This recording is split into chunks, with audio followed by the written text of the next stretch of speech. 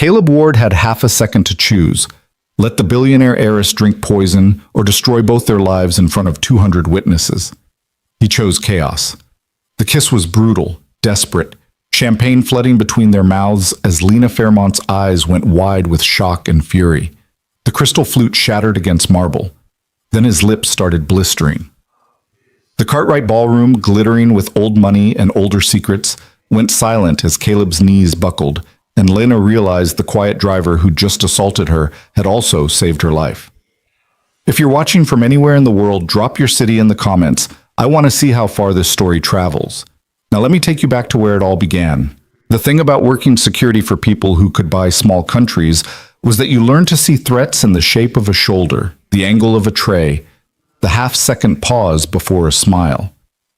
Caleb Ward had spent 12 years in the Secret Service reading rooms like other men read newspapers, and even 3 years removed from that life. 3 years of school pickups and parent-teacher conferences and learning to braid hair from YouTube videos, the instincts didn't fade. They just got quieter, like scar tissue over a wound that never quite healed.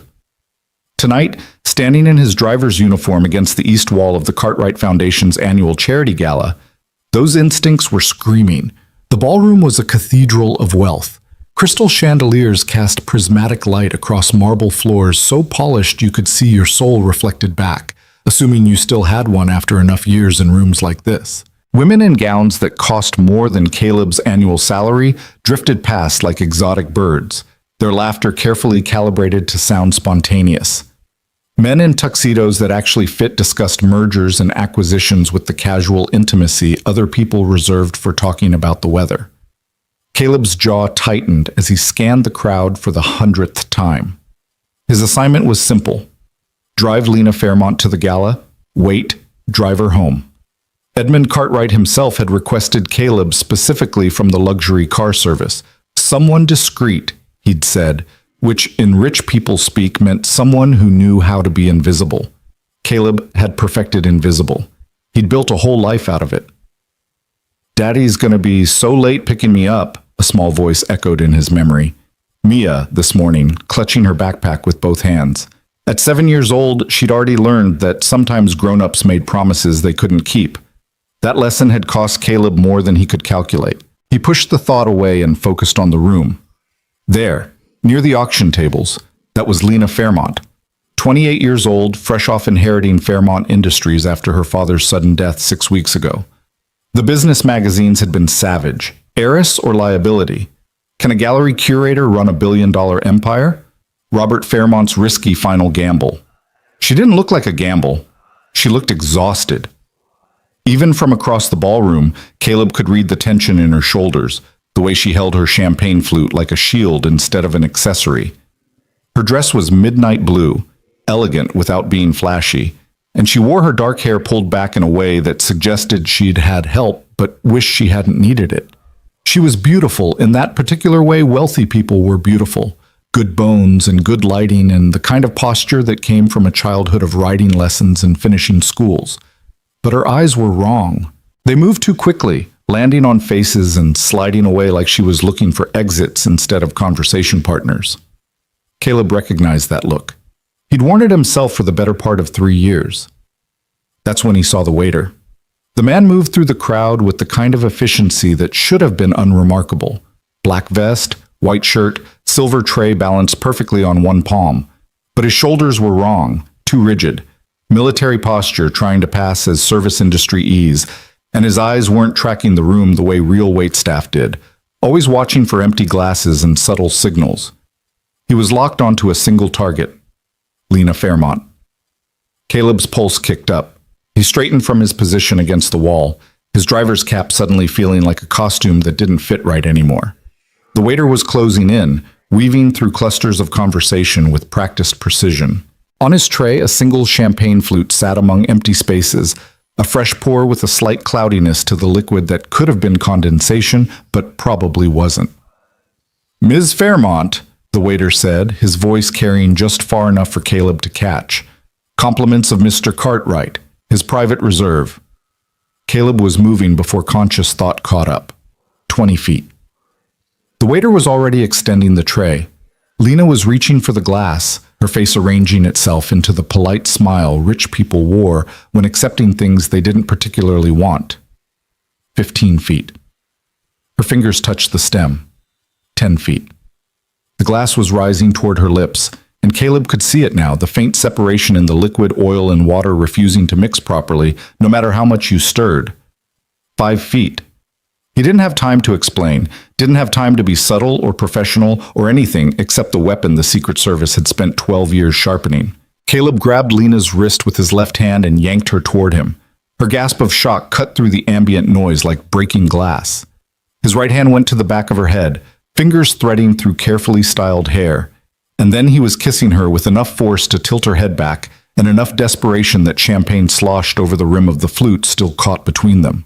For one crystalline moment, the entire ballroom seemed to hold its breath.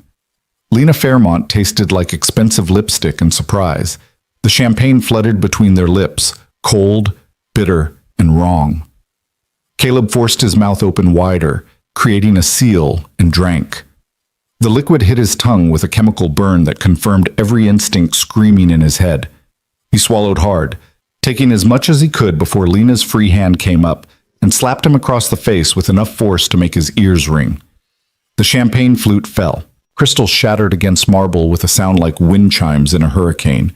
"What the hell?"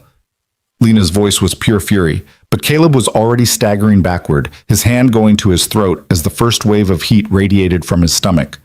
The ballroom swam, faces turned toward him, mouths opening in shock or delight or concern. He couldn't tell anymore because his vision was starting to blur at the edges.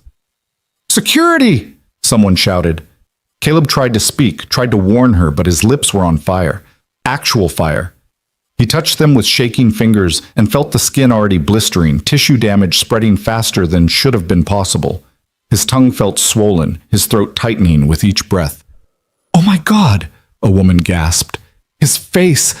Lena was staring at him with an expression shifting rapidly from rage to horror. She looked down at the shattered glass, then back at Caleb as understanding started to dawn. "You—" But Caleb couldn't answer. His knees buckled. The marble floor rushed up to meet him, and the last thing he registered before darkness took him was the sound of Lena Fairmont screaming for help, and the sight of the waiter, the fake waiter, melting into the crowd like he'd never existed at all. When consciousness returned, it came in fragments, voices, urgent and overlapping, the chemical smell of a medical kit, something cool and wet pressed against his burning lips, and pain, a radiating, consuming heat that started in his mouth and throat and spread like poison through his entire system, which Caleb thought with the distant clarity of someone in shock was exactly what it was. Pulses thready, BP dropping. Need to get him to a hospital. Anyone see what happened? Did he drink something? Caleb forced his eyes open. He was lying on a leather couch in what looked like a private office. Wood-paneled walls, floor-to-ceiling bookshelves, the kind of space where important decisions got made behind closed doors. Someone had loosened his tie and unbuttoned his collar. A woman in a server's uniform was holding an ice pack to his face, while a man in a tuxedo, a real guest judging by the Rolex, pressed a stethoscope to his chest. And standing 5 feet away, arms crossed and eyes blazing with barely contained emotion, was Lena Fairmont. "Everyone out," she said. Her voice had gone from shocked to commanding in the space between the ballroom and this room. "Now!" "Ms. Fairmont, this man needs immediate medical attention. I said out." She didn't raise her voice, didn't need to. There was steel underneath the cultured tones, the kind of authority that came from growing up knowing your name opened doors and your word ended arguments. "Send Edmund in, no one else, and someone find that waiter." The makeshift medical team exchanged glances but obeyed. Rich people didn't get told no, not even in emergencies. They filed out, and Lena locked the door behind them. Then she turned to Caleb, and he saw something in her face he hadn't expected. Not gratitude or concern, but a cold, calculating intelligence that reminded him unsettlingly of her father. "You have about 60 seconds before Edmund gets here," she said, moving closer. "So you're going to tell me exactly what the hell just happened and why my driver just kissed me in front of 200 people before collapsing like he'd been shot." Caleb tried to sit up. His body protested violently. "Poison," he managed, his voice coming out as a rasp. Every word felt like swallowing broken glass. The champagne. Cyanide, probably. Maybe ricin. Something fast-acting. Lena's face went pale. You're saying someone just tried to kill me? Yes. And you? You drank it instead. Most of it. Caleb touched his lips gingerly. The blistering had spread, angry welts forming across his mouth and chin. Enough to trigger symptoms. Not enough to kill me, probably. Depends on the dosage. Probably. Lena's laugh was sharp and humorless. That's reassuring. She paced to the window, her dress rustling like wings. When she turned back, her expression had shifted again, harder, more focused. Who are you? And don't say you're just a driver. Caleb closed his eyes. This was the conversation he'd been avoiding for 3 years. The one that led to questions he couldn't answer without unpacking a whole life he'd buried. But he was lying on a couch with poison eating through his system, and the woman in front of him had just become a target in a game that didn't forgive mistakes. Caleb Ward, he said quietly. Secret Service, Presidential Protective Division. Retired 3 years ago. Understanding flickered across her face. You were working tonight. Not driving. Protecting. No, I really am just a driver. The admission tasted like failure. I left the service after my wife died. Had to focus on raising my daughter. The car service was supposed to be simple, anonymous, safe. But you still see threats everywhere. When they're real, yes. Caleb forced himself to sit up fully, ignoring the way the room tilted. That waiter wasn't real staff. Wrong posture, wrong eye movement, wrong everything. And that champagne was specifically for you. Mr. Cartwright's private reserve. But Edmund Cartwright doesn't do public gestures like that. He's too paranoid about appearing to show favoritism. Lena stared at him for a long moment.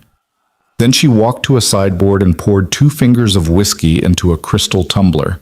She downed it in one swallow, no hesitation, no wince, and poured another. My father died 6 weeks ago, she said, still facing away from him. Heart attack, they said. Sudden. Unexpected.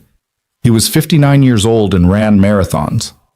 She turned and Caleb saw the truth written in every line of her posture. You're thinking what I've been thinking, that it wasn't a heart attack at all. Before Caleb could respond, a sharp knock sounded at the door. Lena, it's Edmund. Open up. Lena's jaw tightened, but she unlocked the door.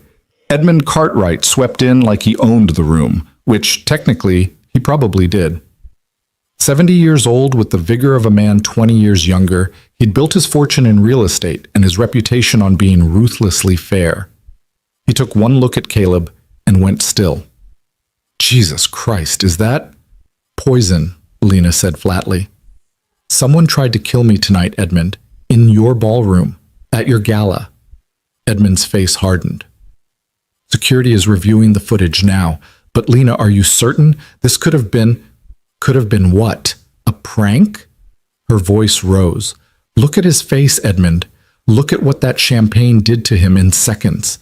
If he hadn't stopped me, then you'd be dead. Edmund moved to the couch, studying Caleb with the assessing gaze of someone used to evaluating threats. Mr. Ward, I believe.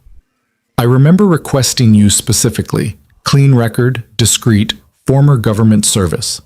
His eyes narrowed. Secret Service? Caleb nodded, too tired to do anything else. Well, Edmund's expression shifted into something grimmer. That's an interesting coincidence. Lena, we need to contact the police. The FBI. This is attempted murder. No. Both men looked at her in surprise. Lena set down her whiskey glass with deliberate care. Think about it. Someone got close enough to serve me poisoned champagne at a vetted event with security at every entrance. That means they either had inside access or they're good enough to bypass your entire system. Either way, going public right now tells them we know, and we lose any advantage we might have. Lena, this is insane. My father's death is starting to look less like a heart attack and more like the first move in a very careful plan. She met Edmund's gaze steadily. I need to know who wanted him dead and why. I need to know who's coming for me, and I need to do it without spooking whoever's pulling the strings. Edmund looked like he wanted to argue, but something in Lena's expression stopped him. Instead, he turned to Caleb. You need a doctor, a real one. I know someone, Caleb said, the words scraping out. Ex-military. Treats field injuries, no questions asked. If you can get me to a phone, use mine. Lena pulled out her cell, unlocked it, and handed it over without hesitation. The trust implicit in that gesture, giving a stranger access to her personal device, told Caleb more about her character than an hour of conversation would have. He dialed from memory. 3 rings, then a familiar gruff voice. This better be good. Marcus, it's Caleb. I need a house call. Silence. Then, Ward? Hell, I thought you were dead. Or worse, happy. Poisoning. Probable cyanide or ricin. Oral exposure, maybe 20 milliliters. Symptoms started 15 minutes ago. The humor drained from Marcus's voice. You at a hospital? No, and I can't go to one. Of course you can't. A sigh. Give me an address. And Caleb, don't die before I get there. I hate driving in Manhattan for nothing. 20 minutes later, Caleb was lying on the couch in Lena's penthouse apartment, while Marcus Chen worked with the methodical efficiency of someone who'd patched bullet wounds in desert compounds and knife injuries in embassy safe rooms. The army medic had aged since Caleb last saw him, more gray in his hair, deeper lines around his eyes, but his hands were as steady as ever. You're lucky, Marcus said, injecting something clear into Caleb's IV line. If this was cyanide, it was heavily diluted, enough to trigger symptoms, but not enough for lethal dose in your body weight. You'll feel like garbage for a few days, but you'll live. How reassuring, Caleb muttered. Whoever mixed this knew what they were doing. Marcus sat back, studying Caleb with clinical detachment. This wasn't meant to kill instantly, more like trigger a heart attack or stroke in someone with the right vulnerability. Make it look natural. Lena, who'd been watching from across the room with her arms wrapped around herself, spoke up. My father ran marathons. He was in perfect health, but they said his heart just stopped. Marcus glanced at her, then back at Caleb. You want to tell me what you've gotten yourself into? Honestly, I have no idea. Caleb closed his eyes. I was supposed to drive Miss Fairmont to a gala. That's it. Now I'm lying here with poison in my system and someone's trying to kill my passenger. Your ex-Secret Service instincts kicked in. Something like that. Idiot. But Marcus said it with grudging respect. He stood, packing his equipment with practiced efficiency. Keep the IV in for another hour. You're going to feel worse before you feel better. Nausea, muscle tremors, probably some lovely hallucinations. Don't try to drive. Don't drink alcohol. And for God's sake, if someone offers you champagne in the next decade, say no. Lena walked Marcus to the door, pressing a folded stack of bills into his hand that he initially tried to refuse before she insisted. When she returned, she found Caleb trying to sit up. Stay down, she ordered. I should go. My daughter is being taken care of. Lena held up her phone. I called your emergency contact, Mrs. Chen. She said Mia's fine, she'll keep her overnight, and you're an idiot for not telling her you were working a night shift. Caleb's jaw tightened. Mrs. Chen was his neighbor, a retired teacher who watched Mia when his schedule got complicated, which happened more often than he liked to admit.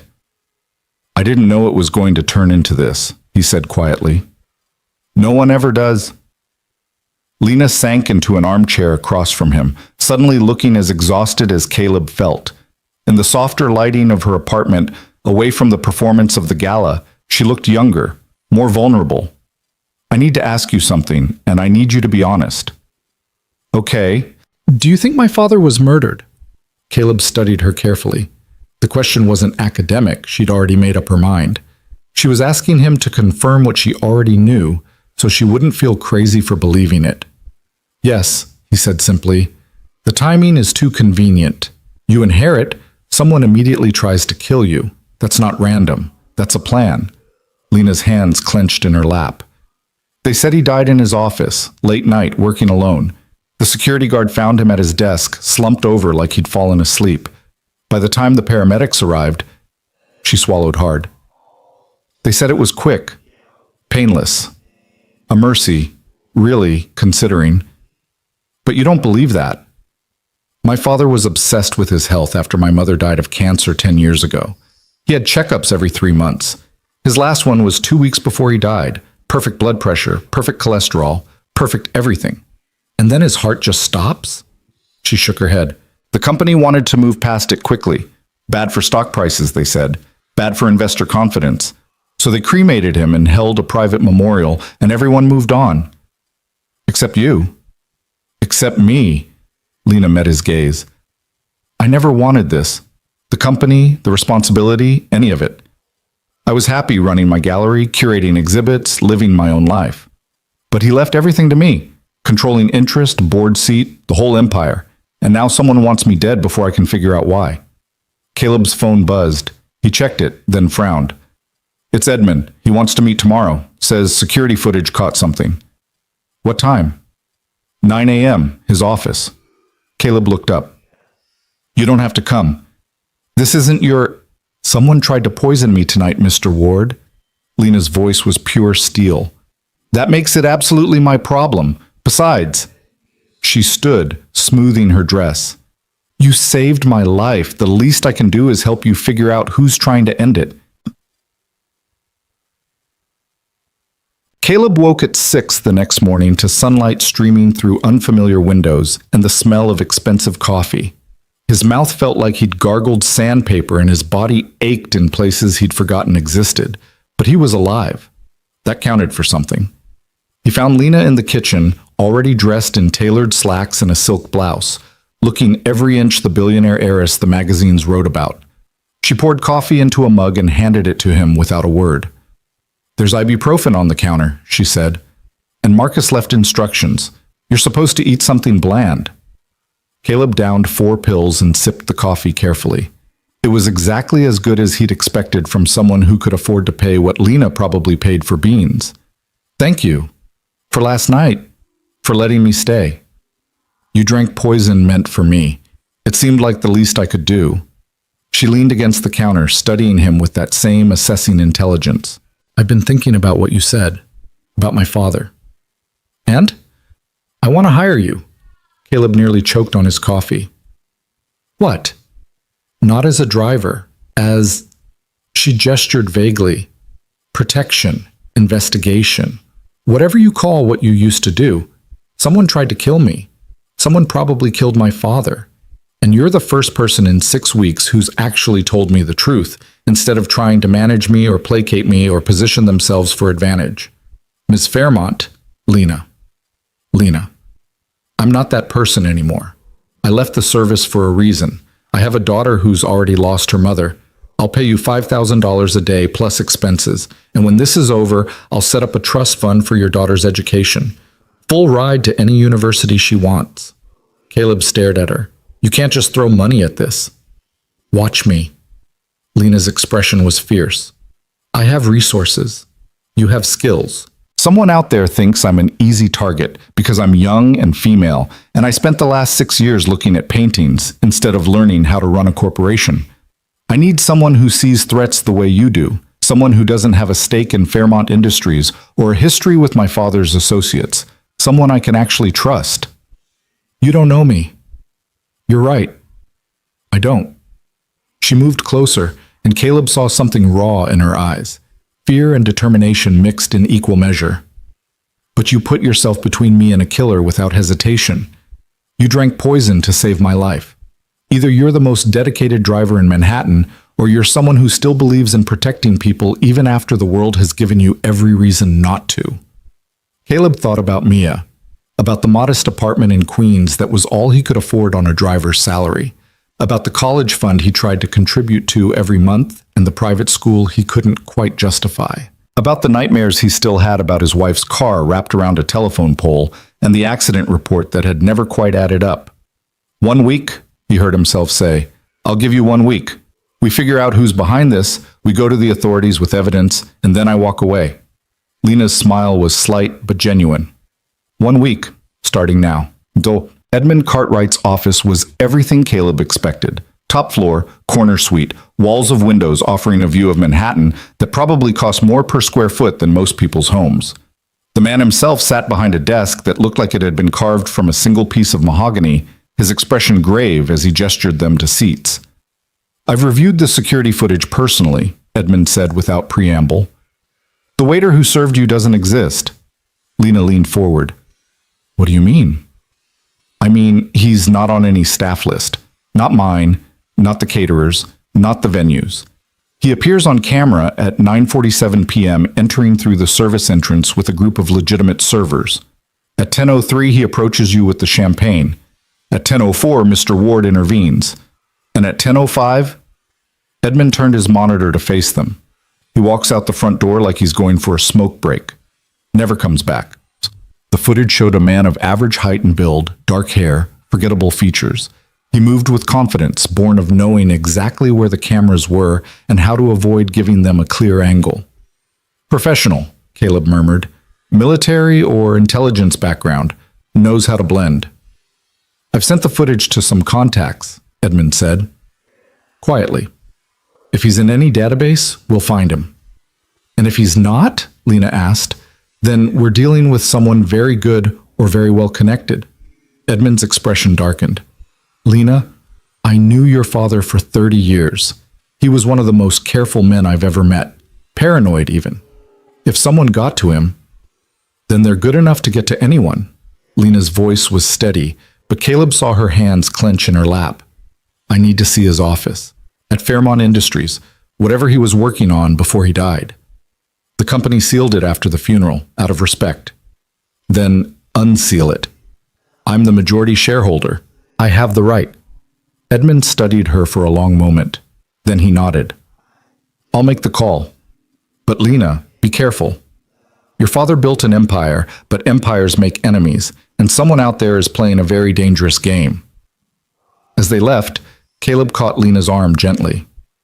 Are you sure about this? Once we start digging, we can't put the dirt back. Lena looked at him with eyes that had seen too much death too quickly. Someone murdered my father and tried to kill me. The dirt's already out, Mr. Ward. Now we're just deciding whether to bury it or throw it in their faces. Caleb thought about his wife, about the accident that wasn't quite an accident, about 3 years of quiet grief and careful invisibility that hadn't kept him safe, just kept him small. Then let's dig, he said. And somewhere in the city, in an office that didn't officially exist, a man in an expensive suit received a phone call and listened in silence before speaking 2 words that would change everything. She knows. The elevator to the 42nd floor of Fairmont Tower moved with the whisper-quiet efficiency that separated luxury from mere expense. Caleb stood beside Lena, watching the numbers climb and trying to ignore the way his ribs still ached from last night's poison. The ibuprofen had taken the edge off, but his reflection in the polished steel doors showed a man who looked like he'd lost a fight, which, technically, he had.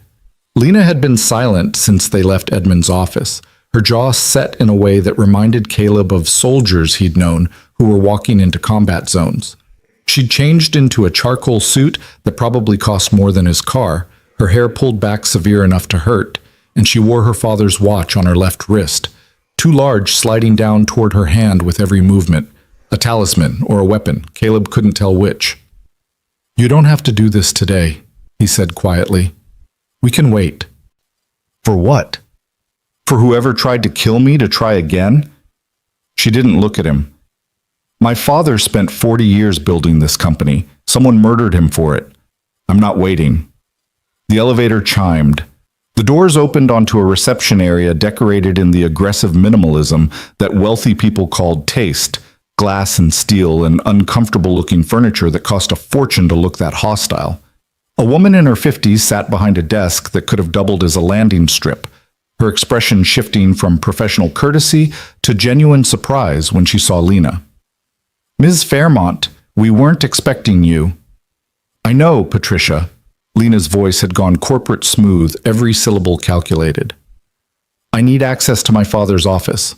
Patricia's fingers hovered over her keyboard. Of course, although I should mention that Mr. Kessler asked to be notified if you came by. Something about quarterly reports that need your signature. Graham can wait. Lena was already moving past the desk, Caleb following a half step behind like a shadow, learning to walk upright. I'll find him when I'm ready. The executive corridor stretched ahead like a hallway in a museum dedicated to corporate power. Portraits of former Fairmont Industries leaders lined the walls, stern men in suits that had gone out of style decades ago, their eyes following visitors with the judgment of the successful dead. At the end of the hall, double doors of dark wood stood closed, a bronze nameplate catching the light. Robert Fairmont, Chief Executive Officer. Lena's hand trembled when she reached for the handle. Just a fraction, barely visible, but Caleb saw it.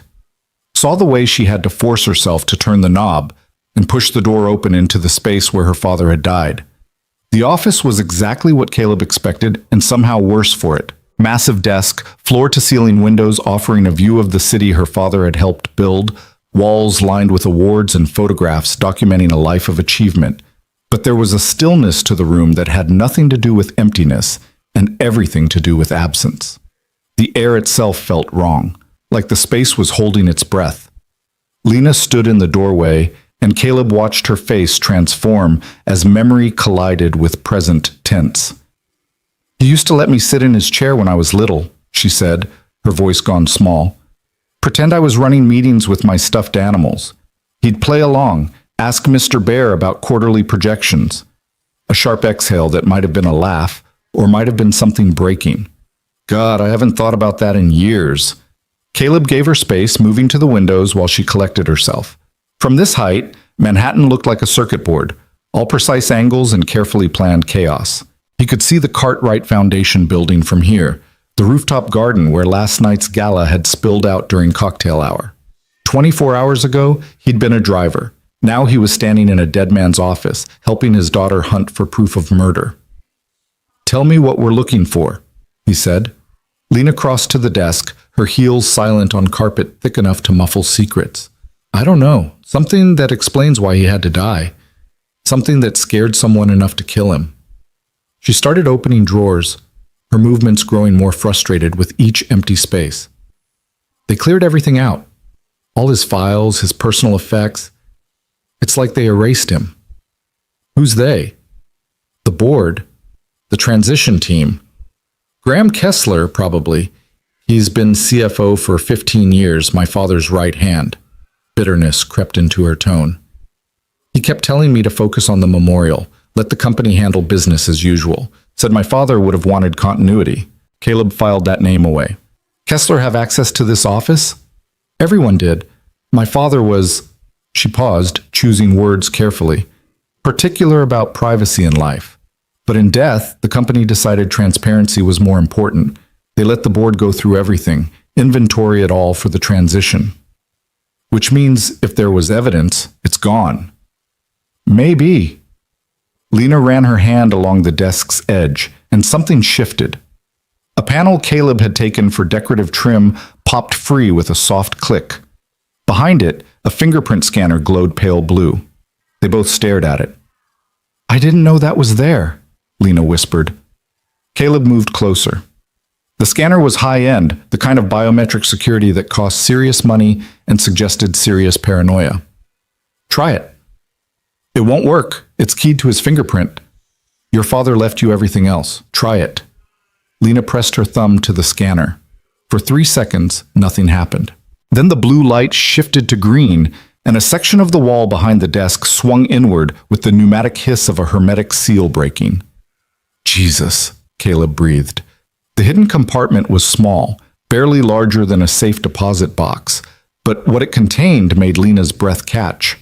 A leather portfolio, the kind lawyers used for important documents, a burner phone still in its packaging, and a USB drive on a lanyard, the metal warm to the touch like it had been waiting. Lena reached for the portfolio with shaking hands. Inside, documents were arranged with the meticulous care of a man who knew they might be his last words. The first page was a letter, handwritten in blue ink that had bled slightly through the expensive paper. "My dearest Lena," she read aloud, her voice cracking. "If you're reading this, then I'm gone and my worst fears have been realized. Forgive me for not being braver. Forgive me for not protecting you better. But most of all, forgive me for what I'm about to ask you to do." Caleb watched her face as she read, saw the grief and fury warring for dominance. Outside, the city hummed with oblivious life. Inside this office, a dead man was speaking. For the last 8 months, I've known that someone inside Fairmont Industries has been stealing from us. Not small amounts, millions. Systematically moved through shell companies and offshore accounts with the kind of sophistication that requires intimate knowledge of our systems. I hired private investigators. I followed the money. And what I found terrified me enough to write this letter. Lena's hands were shaking now. She set the letter down and reached for the USB drive, but Caleb stopped her. "Not here," he said quietly.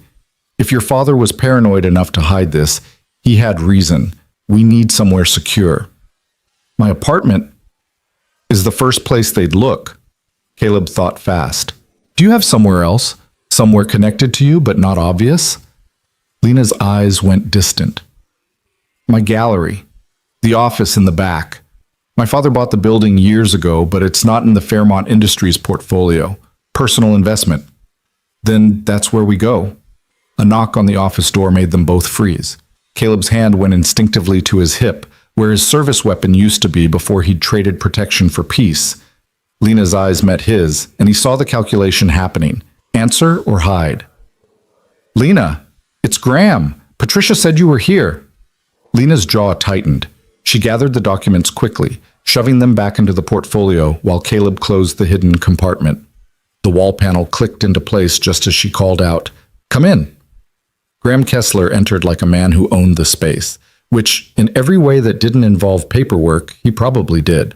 Late 50s, silver hair worn slightly too long to be corporate conservative, a suit that fit the way only bespoke tailoring could manage.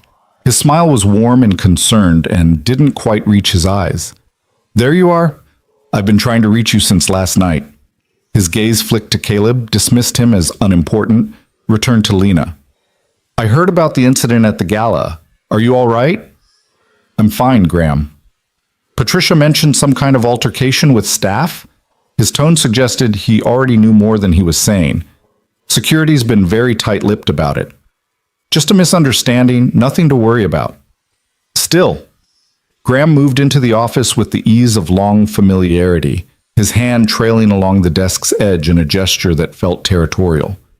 "You should have called me. After everything you've been through, you don't need additional stress. Speaking of which," he pulled out his phone, tapped the screen. "The quarterly board meeting is Thursday. I know you've been grieving, but the board really does need to see you taking an active role. Investor confidence, stock prices, all that." Lena's knuckles went white on the portfolio. "I'll be there." "Excellent. And perhaps we should have lunch beforehand? I can walk you through your father's typical presentation style, help you prepare." His smile widened. "He'd want you to succeed, Lena. We all do." "I'm sure." Lena started toward the door, forcing Graham to step aside. "But right now, I have other matters to attend to. The quarterly reports can wait until Thursday." Graham's expression flickered, just for a second, annoyance bleeding through the concerned mentor mask before he smoothed it away. "Of course. Although I should mention, there are some irregularities in the Asia-Pacific division that need your signature, time-sensitive contracts. If you could just send them to my assistant, I'll review them." "Your father always handled these personally." "My father's dead, Graham." The words came out sharp enough to draw blood. "And I'm not him. Thursday. We'll discuss everything Thursday." She was out the door before he could respond, Caleb following close enough to catch the way Graham's jaw clenched. In the elevator, Lena stabbed the button for the parking garage with enough force to hurt. "You don't trust him," Caleb said. "I don't trust anyone." The elevator descended, and Lena clutched the portfolio like it might dissolve if she loosened her grip. "My father's letter said someone inside the company. Graham's been CFO for 15 years. He has access to everything. He also seems very interested in those Asia-Pacific contracts. Time sensitive." Lena's laugh was bitter. "Everything's always urgent with Graham. Sign this, approve that, don't worry about the details. My father used to joke that Graham thought faster than he could talk." She paused. "He stopped joking about it 8 months ago." 8 months. The same timeline her father's letter had mentioned. Caleb filed that away with everything else that didn't quite add up. The parking garage was dim and nearly empty, their footsteps echoing off concrete. Caleb had parked in visitor parking, a sedan he'd borrowed from the car service with the promise he'd return it undamaged. That promise was looking increasingly optimistic. He was reaching for the door handle when instinct screamed. Caleb grabbed Lena and yanked her backward just as the sedan exploded. The blast wave hit like a physical wall, hot air and pressure throwing them both to the ground. Caleb twisted mid-fall, taking the impact on his shoulder to protect Lena's head. Chunks of metal rained down, pinging off concrete with sounds like hailstones made of violence. The fireball climbed toward the ceiling, black smoke billowing, and somewhere an alarm started shrieking. Caleb's ears rang, his vision swam, but his body moved on autopilot, years of training overriding the shock. He hauled Lena to her feet, checking her for injuries with quick, efficient movements. "Are you hurt?" She stared at the burning wreckage, her face bone white. They tried to... Can you walk?" "What?" "Lena." He gripped her shoulders, forcing her to focus. "Can you walk?" She nodded, mute with shock. "Then we move. Now. They might still be watching." He kept her close as they ran for the emergency stairs, the portfolio somehow still clutched in her arms. Behind them, the fire spread to another car, a secondary explosion punching through the garage with a bass note that Caleb felt in his chest. They took the stairs 3 at a time, Caleb's ribs screaming protest, until they burst out onto the street into cold air and confusion. People were already gathering, phones out, filming the smoke that poured from the garage entrance.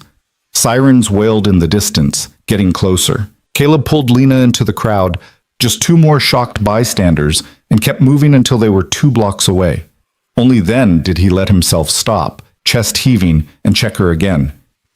"You're sure you're not hurt?" "I'm fine. Lena's voice cracked.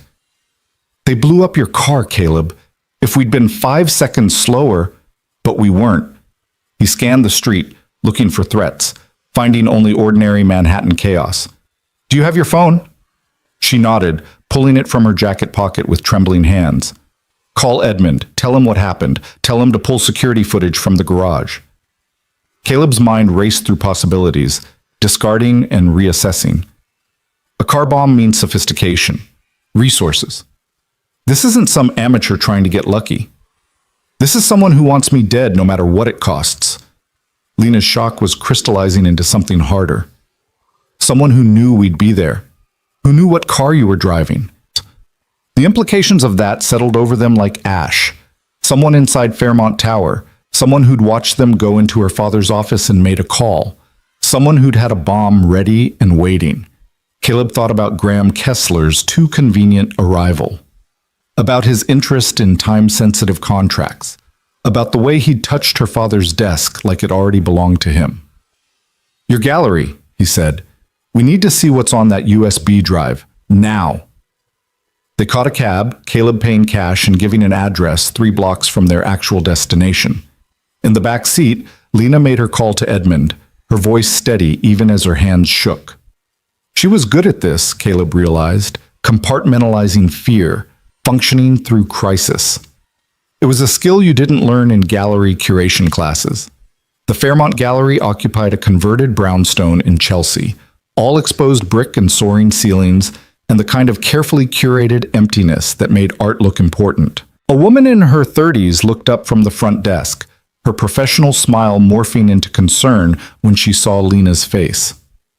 "Ms. Fairmont, is everything—" "I need the office, Rachel. No interruptions, no calls, no visitors. Understand?"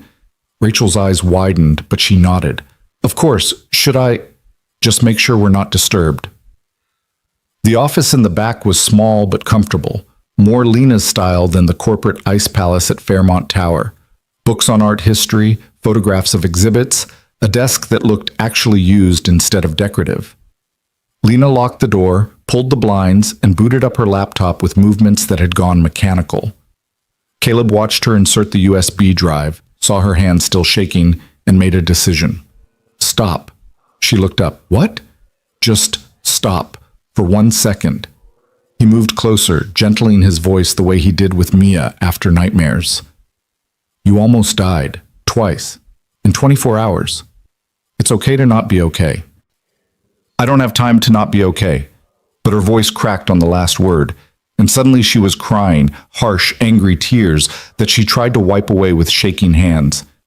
Someone killed my father. Someone tried to kill me, and I don't even know why. I can't. Breathe, Caleb said quietly. Just breathe. She did, ragged inhales that slowly steadied. When she looked at him again, her eyes were red but clear. I'm scared. Good. Fear keeps you alive. Is that what they taught you in the Secret Service? That's what 3 years of raising a daughter alone taught me. Caleb offered a small smile. Fear's not weakness. It's information. Use it. Lena nodded, wiping her face one more time. Then she turned back to the laptop, and together they opened the files her father had died protecting. The USB drive contained 3 folders: financial records, communications, and a video file labeled simply For Lena. She clicked the video first. The screen filled with her father's face, Robert Fairmont in his office, recording himself with the stiff formality of someone unused to cameras. The timestamp showed 2 months before his death. Lena, his voice made her flinch. If you're watching this, I'm sorry. Sorry for leaving you alone. Sorry for putting this burden on you. But I'm out of options and I need you to understand what I've found. He leaned forward, and Caleb saw the same intelligence in his eyes that he saw in Lena's, and underneath it, bone-deep fear. 8 months ago, I noticed irregularities in our quarterly reports, small discrepancies easily explained away. But I've been in this business 40 years, and I know the difference between accounting errors and deliberate obfuscation, so I started digging.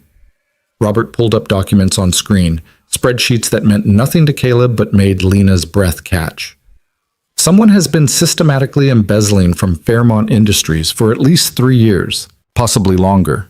It's hard to tell when they've been this careful. They're using shell companies in the Cayman Islands, routing money through legitimate acquisitions, hiding transfers in the noise of normal operations. The total amount... He paused, and Caleb saw his throat work. Over $200 million. Jesus, Lena whispered. I hired investigators. Private, outside the company. They traced the money to a network of accounts, but every trail went cold at the same name, Kessler Holdings. Robert's face hardened. Graham has been stealing from me for years, from us, and when I confronted him, the video jumped, static interrupting. When it returned, Robert looked older, exhausted. He denied everything, called it a misunderstanding, a mistake in the tracking. But I saw his face, Lena. I saw the calculation happening, and the next day I started having... He touched his chest. Episodes. Heart palpitations. Shortness of breath. My doctor couldn't find anything wrong, but I know poisoning when I feel it. Caleb's jaw clenched. Slow poisoning, building to a heart attack. The same method someone had tried on Lena, just stretched over months instead of seconds. I'm hiding this evidence where only you can find it. The financial records prove the embezzlement. The communications show Graham's network. He's not working alone. And if I'm dead, it means he decided I was too dangerous to let live. Robert's eyes glistened. Don't trust the board. Don't trust company security. Don't trust anyone who benefits from my death. And Lena, his voice broke. Please be careful. Please survive this. You're all I have left of your mother, and I can't. The video ended abruptly, frozen on Robert Fairmont's grief-stricken face. Lena sat motionless, tears streaming silently down her cheeks. Caleb gave her space, opening the financial records folder while she collected herself. Even with his limited understanding of corporate finance, the pattern was clear. Money moving in careful increments, hidden in legitimate transactions, building to a fortune over years. He knew, Lena said finally, her voice hollow. He knew, and he tried to handle it himself. And they killed him for it. The communications folder, Caleb said gently. We need to see who else is involved. The emails were damning. Graham Kessler's name appeared again and again, but so did others. Board members, division heads, even Patricia, the receptionist they'd seen earlier. A network of complicity, everyone taking their cut, everyone with motive to protect the secret. And then Caleb saw a name that made his blood run cold. Edmund Cartwright. No, Lena breathed, reading over his shoulder. No, Edmund wouldn't. But the emails were clear. Edmund facilitating real estate deals that laundered money. Edmund providing cover at board meetings. Edmund's signature on documents that shouldn't have existed. The gala, Caleb said slowly. He hosted it. He controlled security. He's the one who requested me specifically as your driver.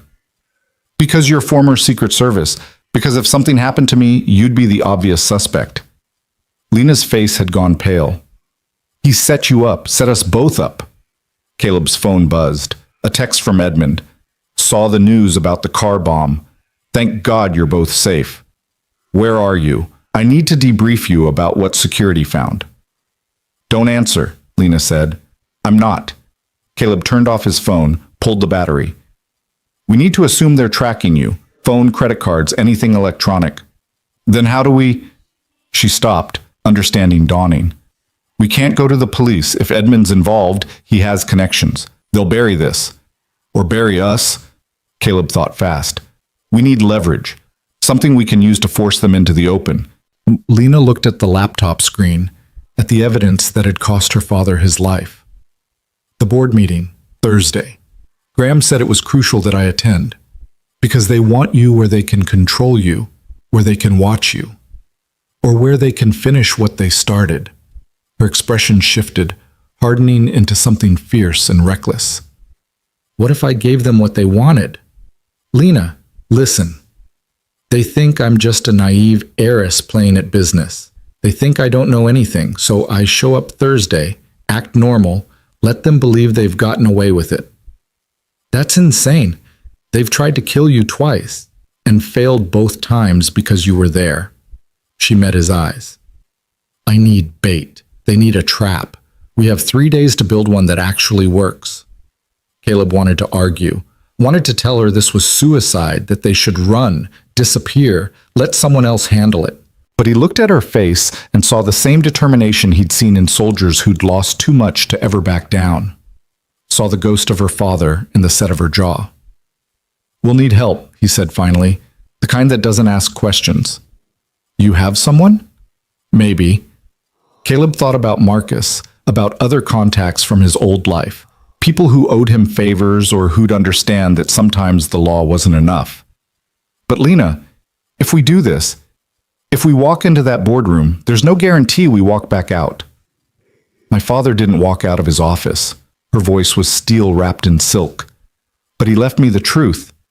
The least I can do is make sure it doesn't die with me. Outside, the city continued its oblivious dance. Inside the gallery, two people who'd been strangers 48 hours ago made plans to expose a conspiracy that had already killed once and wouldn't hesitate to kill again. And in a penthouse office overlooking Central Park, Graham Kessler answered his phone and listened to Edmund Cartwright's fury with practiced calm. She has the files, Edmund said. Robert's files. We need to move up the timeline. Graham watched the sun set over Manhattan, painting the city in shades of blood and gold. Already done. Thursday's board meeting will be her last. Make sure Ward's there too. I want them both in the same room when it happens. And if she doesn't show, she will. Graham's smile was cold. Lena's her father's daughter. She won't run. She'll fight. He hung up, poured himself 3 fingers of scotch, and toasted the skyline. To family, he murmured, and to tying up loose ends. The safe house Marcus arranged was exactly the kind of place that didn't exist on any map. A 4th-floor walk-up in Astoria above a bodega that had been selling more than groceries since the 80s. Caleb had spent enough time in places like this during his Secret Service years to recognize the signs. Reinforced door frames, windows that didn't quite match the building's vintage, and a super who took cash and asked no questions. Marcus met them at the door with the wary expression of a man who'd seen too many operations go sideways. He looked between Caleb and Lena, taking in the soot on their clothes and the portfolio clutched like a life preserver, and shook his head. You look worse than yesterday, he said to Caleb. I'm starting to think you have a death wish. Just really bad luck. Caleb ushered Lena inside, checking the hallway one more time before closing the door. The apartment was sparse. Secondhand furniture, curtains that blocked any view from outside, a kitchenette that looked like it hadn't been used for actual cooking in years. But it was secure, which was all that mattered. Marcus gestured to the couch. Sit, talk, and this better be good because I've got 3 other clients who actually pay on time. Over the next hour, they laid it out. Robert Fairmont's murder, the poisoned champagne, the car bomb, the evidence that implicated half of Fairmont Industries' leadership in systematic embezzlement and conspiracy. Marcus listened without interrupting, his face growing progressively grimmer. You're talking about taking down a billionaire and his network of equally wealthy accomplices, he said when they finished. People with connections to law enforcement, politicians, the DA's office. You walk this to the police, it disappears. You go public, you get discredited or dead before the story gains traction. I know, Lena said quietly. That's why we need to make them confess. With what? Harsh language and good intentions? Caleb leaned forward. The board meeting Thursday. Graham wants Lena there, probably to finish what he started. But what if we turn that into an opportunity? Get him talking, get it on record, build a case too public to bury. Marcus's eyebrows rose. You want to wire her up and send her into a room full of people who've already tried to kill her twice. That's your plan. You have a better one? Yeah, run. Change your names. Spend the rest of your lives looking over your shoulders instead of getting killed this week. Marcus stood, pacing to the window. But you're not going to do that, are you? Lena's voice was steady. They murdered my father. They're stealing from a company that employs 12,000 people. If I run, they win. They get away with it, and my father's death means nothing. Your father's death already means nothing if you're too dead to do anything about it. But Marcus was softening. Caleb could hear it in his tone. Fine. Let's say I help you. What exactly are you asking for? Recording equipment, Caleb said. Professional grade, something that'll hold up in court. And backup. People we can trust to be in position if things go wrong. Things always go wrong. Then people we trust to get us out when they do. Marcus studied them both for a long moment. Then he pulled out his phone, scrolled through contacts, and made a call. Yeah, it's Chen. I need a favor. The expensive kind. A pause. No, not that expensive, just moderately life-threatening. Another pause, then a dry laugh. Thursday. I'll send you the details. He hung up and turned back to them. I've got 2 guys who can be there. Former Delta, good in a crisis. Don't ask stupid questions. But Caleb, you understand what you're asking her to do? She walks into that boardroom, she's alone. We can't go in with her. Best we can do is monitor from outside and pray she gets Graham talking before he gets suspicious. I can do it, Lena said. Can you? Marcus's tone was blunt. Because the second you walk in that room, you're performing. One wrong word, one moment of hesitation, and they'll know you're onto them. These aren't stupid people. They've been running this scheme for years. I've been performing my whole life. Lena's smile was bitter. Charity galas, board dinners, pretending I cared about quarterly earnings when all I wanted to do was curate art. I know how to wear a mask, Mr. Chen. I just never had to wear it to save my life before. Caleb caught the edge in her voice. Not fear exactly, but the particular tension of someone standing at a cliff's edge deciding whether to jump or be pushed. He'd seen it before, in agents going undercover, in witnesses testifying against people who'd already proven they could reach through prison walls. We'll prep you, he said. He'd go through scenarios, practice the kind of questions that'll get Graham talking without making him defensive. But Marcus is right. Once you're in that room, you're alone. We can't help you. Then I better not need help. The confidence in her voice would have been reassuring if Caleb didn't know how quickly confidence could curdle into panic when the stakes became real. But he also knew they didn't have better options. Sometimes the only way through was straight ahead, even when straight ahead looked like walking into fire. Marcus made more calls while Caleb and Lena went through Robert Fairmont's files again, this time building a timeline. The embezzlement had started small 3 years ago, payments that could be explained away as consulting fees or legitimate expenses.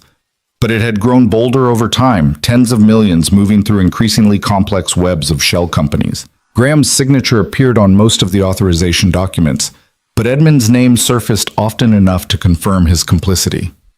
He's been financing his real estate empire with our money, Lena said, her finger tracing connections on the laptop screen. Every major property acquisition in the last 2 years, every development project, it's all funded with money stolen from Fairmont Industries. And your father figured it out. He confronted Graham. That's when the poisoning started. She pulled up another file, medical records Robert had documented himself. Symptoms began the day after their meeting. Irregular heartbeat, chest pain, fatigue. His doctor ran every test. Nothing conclusive. But the symptoms got worse every time he went to the office. Caleb thought about the dedication it took to keep documenting your own murder. To know you were dying and still gather evidence with the methodical precision of someone who believed truth mattered more than survival. Your father was brave, he said quietly. My father was stubborn. But Lena's voice cracked. If he'd just gone to the police, they would have killed him faster, and we wouldn't have this evidence. Caleb closed the laptop gently. He protected you the only way he could. He made sure you'd have everything you needed to finish what he started. I don't know if I can. You already have. You're still alive. You're still fighting. That's more than they expected. Marcus returned with a duffel bag that clinked promisingly. He dumped the contents on the coffee table, recording equipment, wireless transmitters, batteries, and what looked like a very expensive camera disguised as a pen. This is what we've got, he said, organizing the equipment with practiced efficiency. Body wire here, goes under your shirt, picks up everything within 15 feet. Backup recorder in your jacket pocket in case the wire fails. And this, he held up the pen, streams video directly to us. Put it in your jacket pocket, lens facing out. We'll see everything you see. Lena picked up the wire, a thin strip of metal and circuitry that looked too delicate to matter. How do I turn it on? You don't. It's always on once we activate it, which means every word you say from the moment you walk into that building gets recorded. No do-overs, no editing. Whatever happens in that room, we capture it all. The weight of that settled over them. One chance, one performance, everything riding on Lena's ability to make a murderer confess. Caleb's phone, the burner Marcus had provided, buzzed. A text from an unknown number. Still at the gallery? Need to see you both. Have information. It was signed simply T.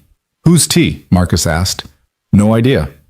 Caleb showed him the message. Could be a trap. Could be someone who actually wants to help. Lena looked at the number. The gallery's closed now. If they know we're here, they've been watching. Or they have access to security feeds. Caleb thought through the possibilities. We should at least hear them out. In public, somewhere we can control. They chose a diner in Midtown, the kind of place that served breakfast 24 hours and asked no questions about customers who paid in cash. Marcus came along, sitting 3 booths away with clear sightlines to the door. Caleb positioned himself and Lena where they could see anyone approaching, his back to the wall in the automatic defensive posture that never quite left. The woman who walked in 20 minutes later was in her 30s, dressed in business casual that tried too hard to look unremarkable. She scanned the diner, found them, and slid into the booth across from Lena with the nervous energy of someone who'd spent the walkover talking herself into this. Thank you for meeting me, she said. I wasn't sure you would. We're not sure we should have. Caleb kept his voice neutral. Who are you? Teresa Vaughn. I work in Fairmont Industries accounting department. Worked, I guess. I quit this morning. She pulled out a tablet, fingers shaking slightly as she unlocked it. I need to show you something. Something I should have shown someone a long time ago. Lena leaned forward. Go on? Teresa brought up a spreadsheet, numbers and codes that meant nothing to Caleb but made Lena's breath catch.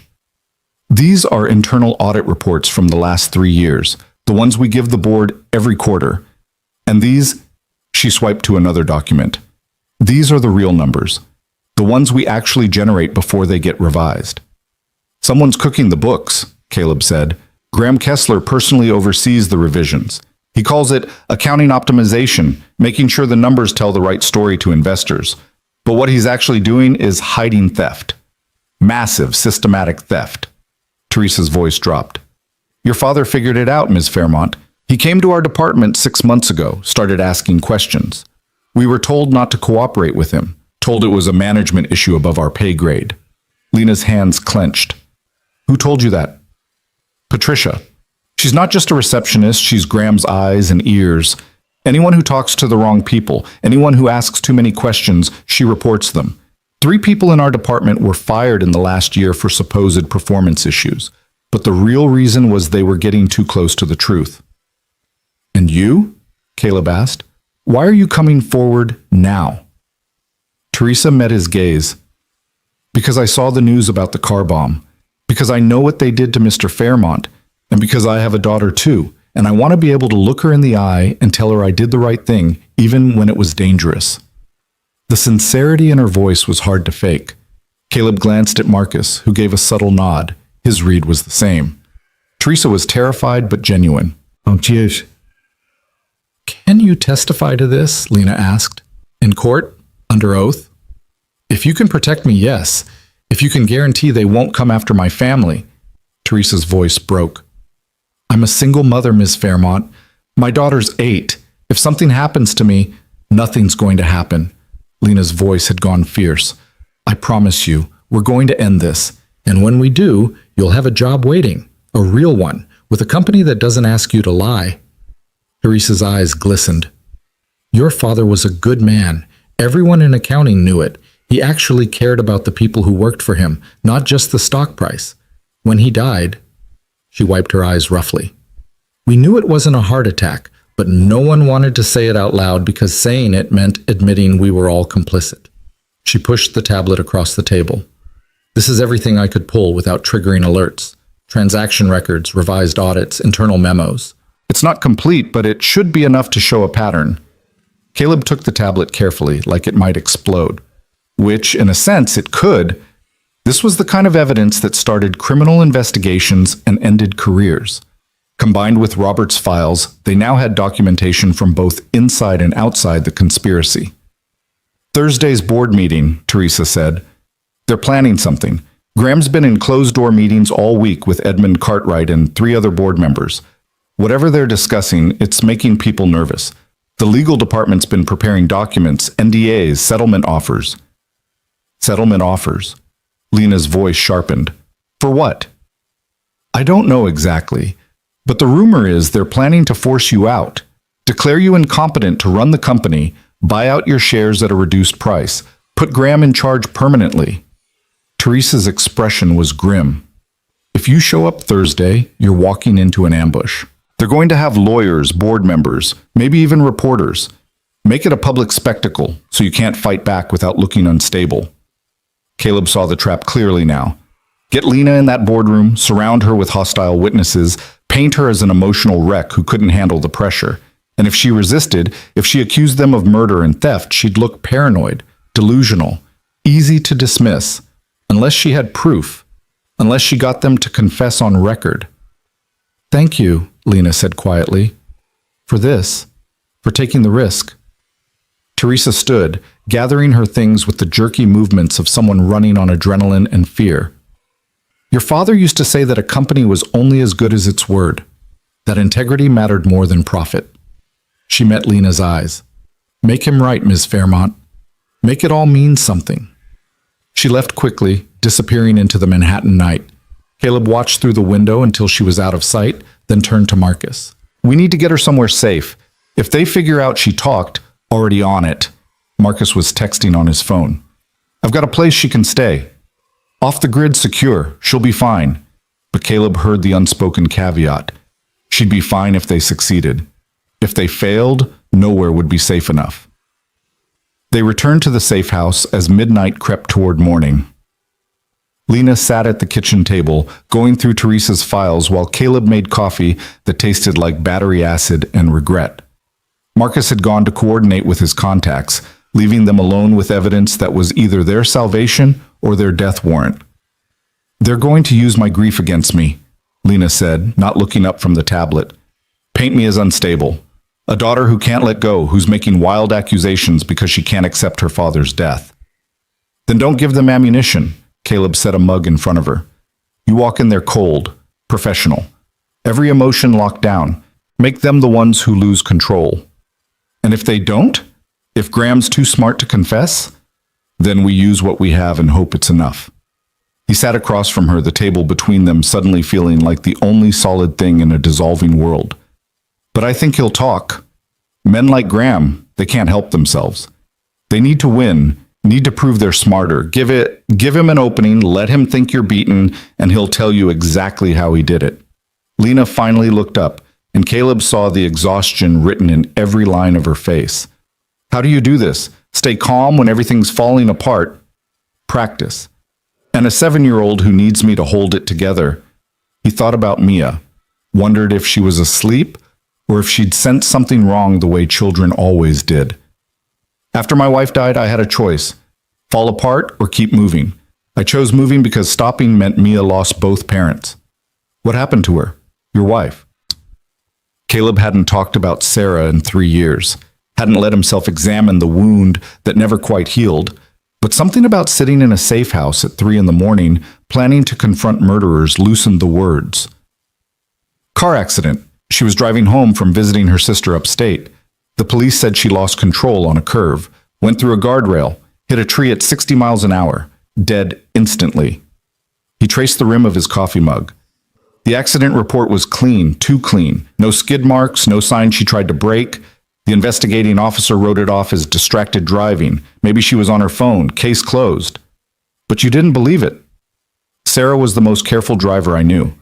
Paranoid about safety, especially after Mia was born, and her phone records showed no activity in the hour before the crash. Caleb's jaw tightened. I pushed for a deeper investigation. Asked the Secret Service to look into it since she was married to an agent. They told me I was grief-stricken, seeing patterns that weren't there. Eventually, I realized I had a choice, keep fighting and lose my job, or accept it and focus on raising our daughter. You chose Mia. I chose survival, same as you're doing now. He met her eyes. But I never stopped thinking about it. Never stopped wondering if someone cut her brakes or tampered with the steering, whether the accident that took her from us was really an accident at all. Lena was quiet for a moment, then, is that why you saved me? Because you couldn't save her? Maybe. Or maybe I'm just tired of watching bad people get away with it. Caleb stood, needing to move. 3 years ago, I thought leaving the service would keep me safe, keep Mia safe. Instead, I just went invisible. And invisible doesn't mean protected. It just means no one notices when you disappear. You're not invisible anymore. No. He looked at her, this woman who'd been a stranger 4 days ago and was now the closest thing to a partner he'd had since Sarah died. Neither are you, which means Thursday, when you walk into that boardroom, every eye will be on you. Every word you say will be analyzed. There's no room for error. Then I better not make any errors.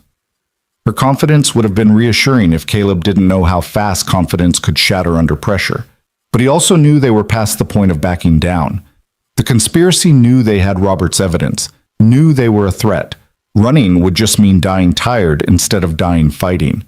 Marcus returned at dawn with recording equipment and a detailed plan that had too many variables and not enough guarantees. They spent the day rehearsing, Caleb playing Graham, throwing accusations and manipulation at Lena until she learned to deflect and redirect, teaching her to ask questions that sounded innocent but were designed to extract admissions. You can't ask him directly if he killed your father, Caleb explained. That puts him on defense. Instead, you sympathize. Tell him you know managing the company's finances must be complex. Ask him how your father missed the irregularities for so long. Make it about Graham's cleverness, not his guilt. Lena practiced the lines until they sounded natural, until she could deliver them with the right mix of naivety and curiosity. Marcus rigged the recording equipment, testing and retesting until he was satisfied it would work under the stress of an actual confrontation. Remember, Marcus said, fitting the wire under Lena's blouse. This transmits everything to us in real time. We'll be in a van 2 blocks away, monitoring. If things go wrong, if you feel threatened, you say the word protocol, and we come in. But understand, the second we breach that boardroom, the recording becomes questionable. Defense lawyers will argue coercion, contamination of evidence. So you need to get the confession before it comes to that. No pressure, Lena murmured, all the pressure. Marcus's expression was grim. These people have killed before. They'll kill again if they think it's necessary. Don't give them a reason to think it's necessary. Wednesday night, Caleb barely slept. He lay on the safe house couch, listening to the city breathe and thinking about all the ways Thursday could go wrong. At some point, Lena emerged from the bedroom, wrapped in a blanket, and sat in the armchair across from him. "Can't sleep either?" she asked. "Too many variables." "Tell me we're doing the right thing." Caleb considered lying, offering false comfort, but she deserved better. "I don't know if it's right. I just know it's necessary. Your father left you evidence for a reason. If we don't use it, he died for nothing. And if we do use it and it gets us killed, then at least we tried. At least someone knows the truth." He sat up, the blanket falling away. "My whole career, I protected people who mattered. Presidents, foreign dignitaries, people who shaped policy and history. And when Sarah died, I couldn't protect the one person who mattered most. So maybe this is me trying to prove I can still do what I was trained for. That I'm not just a driver running from my past." Lena pulled the blanket tighter. "I keep thinking about what my father said in that video, that he was sorry for not being braver. And I wonder if that's what I'll be thinking when it's my turn to record a message I hope someone finds. It won't come to that. You don't know that." "No," Caleb admitted, "but I know you're braver than you think. You've survived 2 murder attempts. You've uncovered a conspiracy. You're about to walk into a room full of people who want you dead and make them confess. That's not the behavior of someone who lacks courage. It might just be the behavior of someone too stubborn to know when to quit. Then you're your father's daughter in every way that matters." They sat in comfortable silence as dawn crept through the windows, painting the safe house in shades of gold and gray. Outside, the city woke up to another Thursday, ordinary and oblivious. Inside, 2 people who'd been strangers less than a week ago prepared for a confrontation that would either expose a conspiracy or end their lives. Marcus arrived at 8 with coffee and instructions. "The van's ready, equipment's tested. My guys are in position at the building, one in the lobby pretending to be courier, one on the roof with visual on the boardroom windows. If you need extraction, they can be there in under a minute." "Let's hope it doesn't come to that," Lena said. She dressed carefully, a charcoal suit that projected authority, her hair pulled back in a way that looked professional but not severe. She wore her father's watch again, the weight of it grounding her. When Marcus fitted the wire and the backup recorder, she stood perfectly still, breathing deep and even. Caleb checked his own equipment, earpiece to monitor the transmission, a concealed camera, and a weapon he hoped he wouldn't need. Marcus had pulled strings to get it, and Caleb had promised himself he'd only use it if there was no other choice. "You remember the signals?" Marcus asked Lena. "Touch my watch if I need you to document something specific. Adjust my jacket collar if I'm in immediate danger. Say protocol if I need extraction. And don't be a hero. If it goes sideways, you get out. The evidence we have is enough to start an investigation, even without a confession." But they all knew that wasn't true. Without Graham's admission on tape, everything they had was circumstantial, suggestive but not conclusive. A good lawyer could create enough reasonable doubt to bury the case in litigation for years. They drove separately to Fairmont Tower. Lena in a car service Marcus arranged, Caleb and Marcus in the surveillance van. The morning traffic was thick, giving Caleb too much time to think about everything that could go wrong. When Lena's building came into view, his stomach clenched. "She's entering now," Marcus said, watching the feed from Lena's camera pen. The image was clear. Lobby security, elevator bank, people moving through their morning routines unaware that a reckoning was coming. Caleb put in his earpiece and Lena's breathing filled his head. Steady, controlled. The breathing of someone who'd decided fear was a luxury they couldn't afford. The elevator rose. The numbers climbed. And when the doors opened on the 42nd floor, Patricia looked up from her desk with a smile that didn't reach her eyes. "Miss Fairmont, they're waiting for you in the boardroom." "Thank you, Patricia." Lena's hand appeared in frame, reaching for the boardroom door. Caleb held his breath. Marcus leaned forward, fingers poised over the keyboard to document everything. The door opened, and inside, Graham Kessler sat at the head of the table with Edmund Cartwright at his right hand and 5 other board members arranged like a firing squad. "Lena," Graham said, his smile warm and predatory. "So glad you could join us. Please, sit down. We have so much to discuss." Lena took the seat Graham indicated with movements she'd practiced until they looked natural. The boardroom was exactly as she remembered from the handful of meetings she'd attended with her father.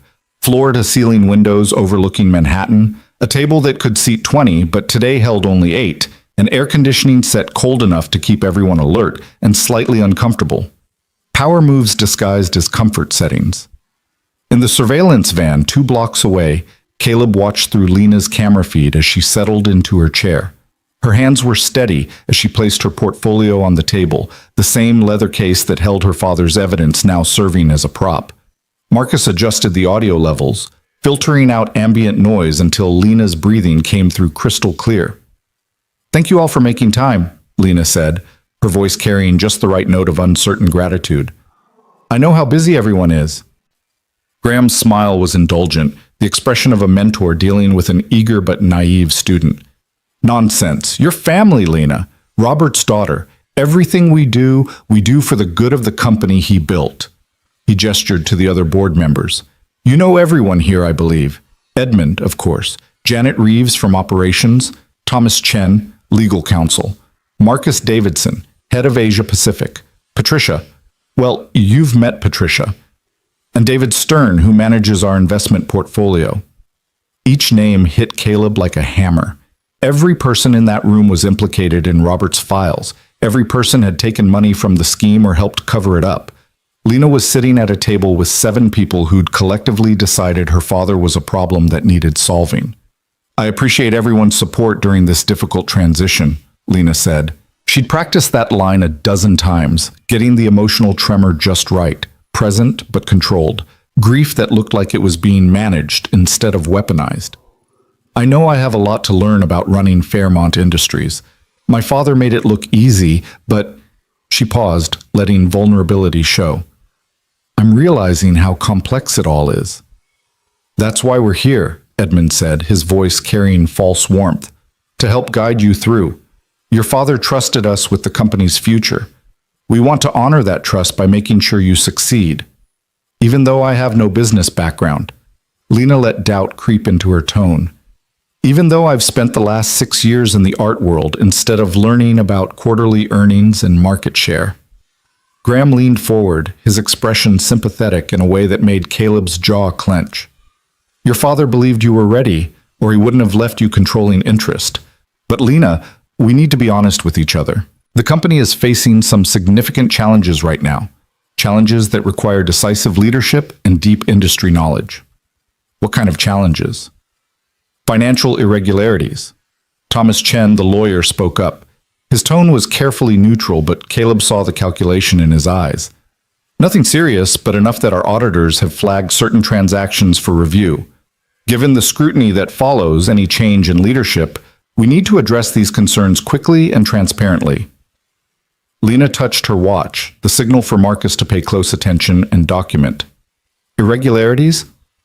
I don't understand. My father ran this company for 40 years. How could there be problems with the finances?" "Not problems exactly," Graham interjected smoothly. "Just questions. You understand how complex corporate accounting is. Money moves between divisions, investments shift, currencies fluctuate. Sometimes things look irregular on paper when they're actually perfectly legitimate, but perception matters, especially to investors." "So what are you suggesting?" Graham exchanged glances with Edmund, a conversation happening in that brief eye contact that Caleb wished he could intercept. "We think it would be prudent to bring in an independent auditor, someone from outside the company to review our books and verify everything's in order. It protects you, protects the company, and reassures our shareholders that we're being responsible stewards." "That sounds reasonable," Lena said carefully. "When would this audit begin?" "Immediately. In fact, we've already retained a firm. They can start next week, provided we have board approval." Graham slid a document across the table. "This authorizes the audit and grants the firm access to all company financial records. All we need is your signature as majority shareholder." Lena picked up the document, and through her camera feed, Caleb could see the dense legal language designed to obscure rather than clarify. Marcus was already typing, pulling up the text to analyze it, but Caleb didn't need a lawyer to understand the trap being set. Sign that document, and Lena would be authorizing an audit conducted by a firm Graham had chosen, one that would almost certainly find exactly what Graham wanted them to find. "I'd like my own lawyer to review this first," Lena said. "Of course." Thomas Chen's smile was thin. "Although I should mention, The timeline is somewhat pressing. Our investors are already nervous about the leadership transition. The longer we wait to address these irregularities, the more opportunity for speculation and stock volatility. How much volatility are we talking about? Hard to say. Marcus Davidson spoke for the first time, his accent carrying the careful precision of someone who'd learned English as a second language. But in my experience, uncertainty drives sell-offs. We could see a 10, maybe 15% drop in share price if rumors of financial irregularities spread before we've had a chance to address them properly. 15% of Fairmont Industries' market value was roughly $3 billion. Lena's controlling interest meant she'd personally lose hundreds of millions, on paper at least, if the stock crashed. It was a number designed to scare, to push her into signing without thinking. Then perhaps we should address the irregularities instead of just auditing them, Lena said, her voice steady despite what Caleb knew had to be racing thoughts. Help me understand what we're actually dealing with. What transactions are being questioned? Graham's expression flickered, just for a second, annoyance bleeding through the mentor mask before he controlled it. Lena, you don't need to worry about technical details. That's what we're here for. Your role as majority shareholders to provide strategic oversight, not get bogged down in accounting minutia. But they're my company's finances, my father's legacy. She met Graham's eyes with surprising steel. If there are problems, I want to understand them. Specifically. In the van, Marcus whistled low. She's pushing. Good. Make him defensive. Edmund cleared his throat, redirecting attention. Perhaps we should discuss the broader strategic concerns. The irregularities are just one issue. We're also seeing increased competition in our core markets, regulatory pressure in Asia-Pacific, and labor disputes at our manufacturing facilities. Running Fairmont Industries requires full-time dedication and expertise you're still developing. You're saying I'm not qualified. We're saying you're learning. Graham's tone had gone harder, less patient. And we're willing to support that learning. But in the meantime, the company needs experienced leadership, which is why we'd like to propose a restructuring of management responsibilities. Here it was, the real trap. Caleb leaned closer to the screen, every muscle tense. Lena folded her hands on the table. What kind of restructuring? You would retain your position as majority shareholder and chair of the board, Graham said. All the prestige, all the financial benefits. But day-to-day operations would be managed by a CEO with industry experience, someone the board trusts, someone who can navigate these complex challenges while you continue your transition into the role. Someone like you. I've been CFO for 15 years. I know this company inside and out. I know where the risks are, where the opportunities are. Your father trusted me to manage our finances through 3 recessions and 2 major market corrections. Graham's voice carried conviction that would have been compelling if Caleb didn't know it was built on lies. This isn't about ego or power. It's about protecting what Robert built, what you've inherited. Lena was quiet for a long moment, and Caleb could hear her breathing change through the earpiece, deeper, more controlled, the way someone breathes when they're about to jump off a cliff. When she spoke, her voice was smaller, younger, exactly the kind of vulnerable uncertainty Graham would want to hear.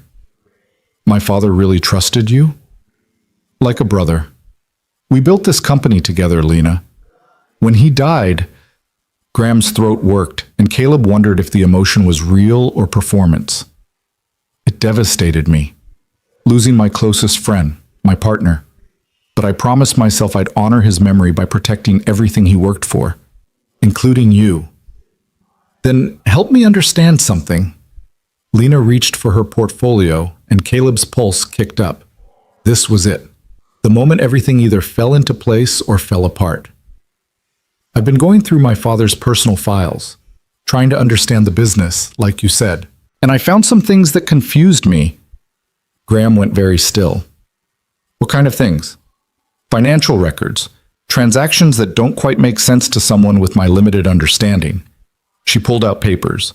Not the originals, Marcus had insisted on copies in case they needed to be destroyed quickly, and spread them on the table. Payments to companies I've never heard of, transfers that seem unusually large for consulting fees, and they all seem to route through accounts in the Cayman Islands. The temperature in the boardroom dropped 10 degrees. Caleb watched the board members' faces through Lena's camera, saw the micro-expressions that couldn't quite be controlled.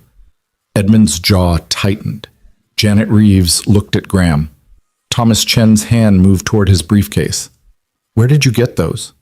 Graham's voice had gone flat. "My father's office. He'd hidden them." Lena looked up with perfectly manufactured confusion. "I thought maybe you could explain them to me. Since you managed our finances and would understand the accounting, are these legitimate business expenses?" Graham stood abruptly, his chair scraping. "Those are private documents, confidential company records that should have been turned over to legal during the transition. But they're not company records." Lena's voice stayed innocent even as she twisted the knife. "They're my father's personal files, documentation he kept separately. Which made me wonder, why would he need to document our own company's transactions unless he wasn't sure they were legitimate?" "Your father was paranoid in his final months," Edmund cut in, his tone sharp with warning. "The stress of running the company, his age, his health issues, he started seeing problems where none existed. Those files are the product of a man who wasn't thinking clearly." "My father was perfectly clear." The innocence dropped from Lena's voice like a mask hitting the floor. "He was clear enough to realize someone was stealing from him. Someone he trusted. Someone who'd been systematically embezzling for years and poisoning him slowly when he got too close to the truth." The silence that followed was absolute. In the van, Caleb's hand moved to his weapon. Marcus was already on the phone with his extraction team, low, urgent words about being ready to move. Graham's face had gone very calm, which was somehow more terrifying than anger would have been. "Those are serious accusations, Lena. Career-ending, life-destroying accusations. I hope you have proof to back them up." "I have my father's files. I have audit trails. I have documentation of every transfer, every shell company, every dollar you've stolen over the last 3 years." Lena's hands were shaking now, but her voice stayed steady. "What I don't have is an explanation, so I'm giving you a chance to provide one. Tell me why you did it. Tell me why my father had to die." "Your father died of a heart attack." "My father died of slow poisoning designed to look like cardiac failure. Just like the champagne you had served to me at the Cartwright Gala was designed to look like I'd had a heart attack or stroke. Quick, tragic, and convenient for everyone who benefits from my death." Graham laughed, actually laughed, the sound carrying genuine amusement. "You sound paranoid, Lena. Unhinged. Exactly the kind of emotional instability we were worried about when discussing your fitness to run this company." "Is that what you'll tell people? That I'm crazy? That grief made me delusional?" Lena stood now too, facing him across the table. "Because I have evidence. I have my father's investigation. I have testimony from people in your own accounting department, and I have recordings of this conversation that are being transmitted in real time to people who will make sure the truth comes out even if you kill me right now." The board members reacted like she detonated a bomb. Janet Reeves gasped. Marcus Davidson swore in Mandarin. Thomas Chen was already reaching for his phone, and Edmund looked like he'd been punched. But Graham just smiled wider, and that's when Caleb knew they'd miscalculated. "Recordings," Graham said softly. "You're wearing a wire. How wonderfully dramatic." He walked around the table toward Lena with the casual confidence of someone who'd already won. "Here's what's actually going to happen. You're going to give me that wire and any copies of your father's files. You're going to sign the documents we've prepared transferring operational control to me. And then you're going to make a public statement about needing time to grieve, stepping back from day-to-day responsibilities. Or what? You'll kill me like you killed my father? I won't need to." Graham was close enough now that Lena had to tilt her head back to maintain eye contact. "Because if you don't cooperate, I'll make sure everyone knows about your breakdown, the paranoid accusations, the conspiracy theories. I have psychiatrists ready to testify about your unstable mental state, lawyers ready to challenge your competency. And by the time we're done, you won't just lose the company, you'll lose your freedom. Psychiatric commitment for your own protection, of course." Lena's halt moved toward her collar, the signal for immediate danger, but Graham caught her wrist with surprising speed. "Don't," he said quietly. "Your bodyguards can't help you now. This entire floor is locked down. No one's coming in without my authorization." In the van, Caleb was already moving. "Marcus, we need to go. Now. The building's in lockdown. Security won't let us past the lobby." Then we go through them. Caleb checked his weapon, his mind already running through approach vectors and timing. Have your guys ready to breach from the roof if we can't make it through the main entrance. He was out of the van before Marcus could argue, crossing the street at a run that turned heads. The Fairmont Tower lobby was elegant corporate minimalism, and the security desk was manned by 3 guards who looked competent but not expecting trouble. Caleb's Secret Service credentials were 3 years expired, but he pulled them anyway, banking on the guards not checking too carefully. "Federal agent," he said, flashing the ID too quickly to read. "I need access to the executive floor, now." The lead guard frowned. "Sir, I'm going to need to verify." Caleb drew his weapon. "Verify later. Right now, you have an active threat on the 42nd floor and a civilian in danger. You can help me, or you can explain to the FBI why you prevented an agent from doing his job." The bluff worked, barely. The guard hit a button releasing the elevator, and Caleb was inside before anyone could reconsider. He knew he had maybe 90 seconds before building security called the police, before the whole situation spiraled into a jurisdictional nightmare. 90 seconds to get to Lena before Graham decided she was more valuable dead than difficult. Back in the boardroom, Lena had gone very still in Graham's grip. Through the earpiece, Caleb could hear her rapid breathing, hear the edge of panic she was fighting to control. "You won't get away with this," she said, voice tight. "People know I'm here. People are listening. People who can't prove anything without your cooperation." Graham released her wrist and gestured to Thomas Chen. "Show her." The lawyer opened his briefcase and pulled out a thick folder. "These are affidavits from psychiatric professionals stating that you've exhibited signs of severe emotional distress and possible dissociative disorder since your father's death. There's documentation of erratic behavior, paranoid ideation, and statements suggesting you might be a danger to yourself or others. With these, we can have you committed for evaluation. 72 hours minimum, possibly longer. Based on lies. Based on concern for your well-being." Edmund's voice carried false sympathy. "No one wants this, Lena. But you're clearly not in a state to make rational decisions. The recordings you think you have won't matter once a court rules you incompetent. Everything you've said will be dismissed as the ravings of a grief-stricken woman who couldn't handle the pressure." Lena looked around the table at faces that had smiled at her father's funeral, people who'd offered condolences and support while planning her destruction. "All of you, you all knew, you all helped him." "We all did what was necessary to protect the company," Graham said. "Your father was going to destroy everything with his moral crusading. He would have exposed the accounting adjustments, triggered investigations, tanked the stock price. 12,000 employees would have lost their jobs. Billions in shareholder value would have evaporated, all because he couldn't understand that sometimes the rules are too restrictive for real business to function. So you killed him." "I solved a problem." Graham's voice had gone cold, the mentor mask completely abandoned now. "Just like I'm solving the problem you've become. Your father made it easy. He was already stressed, already having cardiac symptoms from the chelation therapy we'd been adding to his coffee. One strong dose, a stressful confrontation, and his heart simply gave out. Natural causes. Tragic but unsurprising given his age and condition." There it was. The confession delivered with the casual arrogance of someone who believed he'd already won.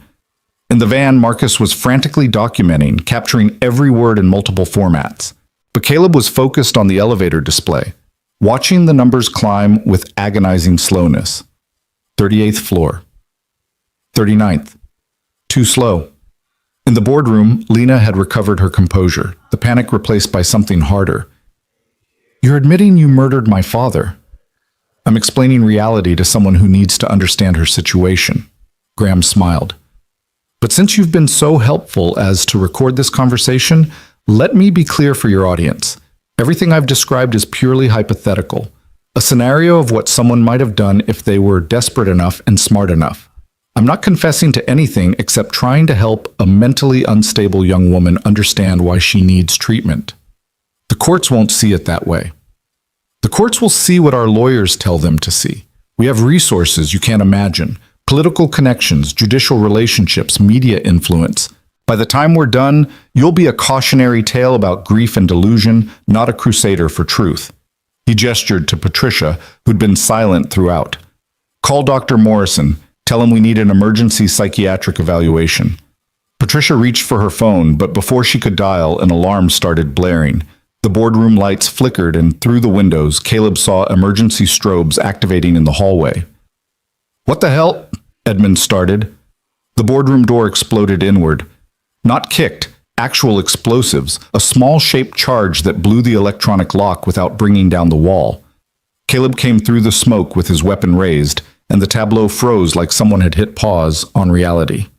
"Step away from her," Caleb said, his voice carrying the absolute authority of someone trained to protect presidents.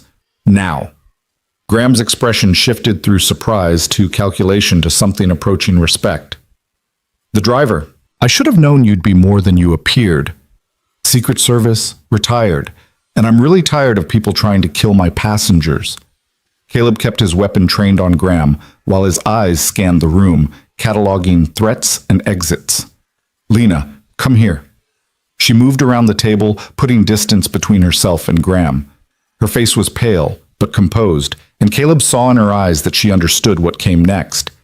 "You can't shoot all of us," Graham said calmly. "Don't need to shoot all of you. Just you." Caleb's finger rested along the trigger guard, the muscle memory of 1,000 training scenarios keeping his hand steady. "Federal agents are already on their way. The recording Lena made was being transmitted to the FBI, the SEC, and 3 major news outlets.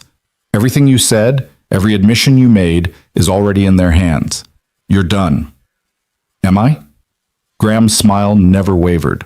"Because from where I'm standing, you just committed breaking and entering, assault on corporate security, and brandishing a weapon in a private business setting. You're not a federal agent anymore, Ward. You're just a driver with delusions of heroism." "Maybe, but I'm a driver with a really good recording of you confessing to murder. A recording obtained through illegal surveillance, entrapment, coercion." Thomas Chen had recovered his lawyer instincts.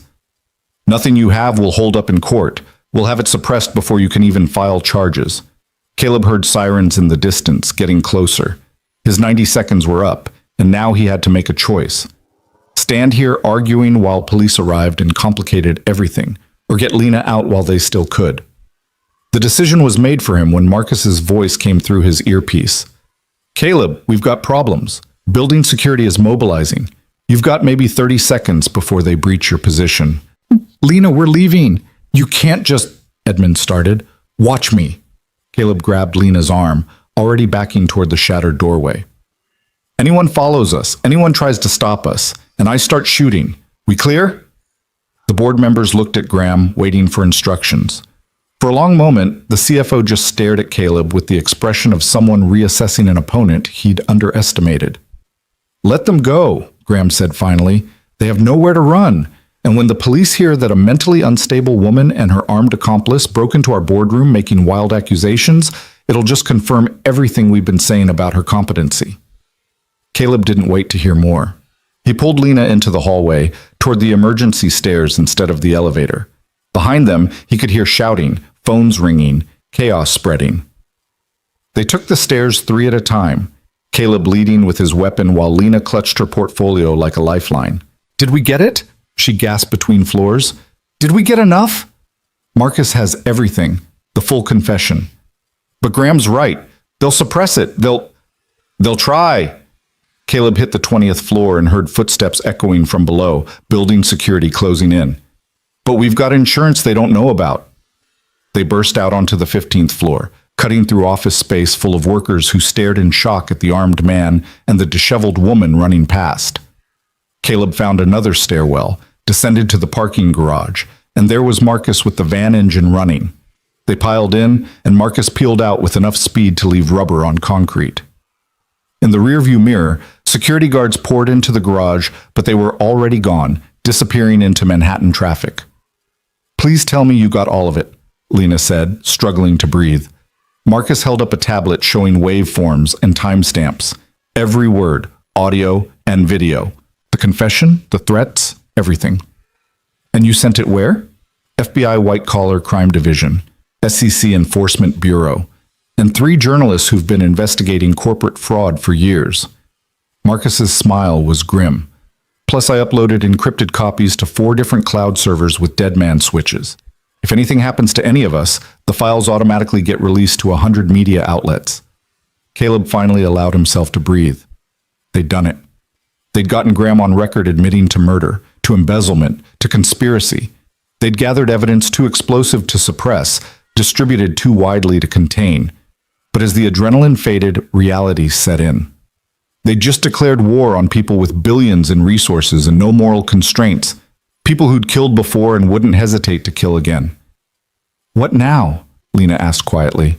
Caleb looked at her, this woman who'd gone from gallery curator to conspiracy hunter in less than a week, and saw the same question in her eyes that he'd been asking himself for 3 years. How do you stay alive when the people hunting you have money, power, and absolutely nothing to lose? The answer came 3 hours later in the form of federal agents surrounding the safe house.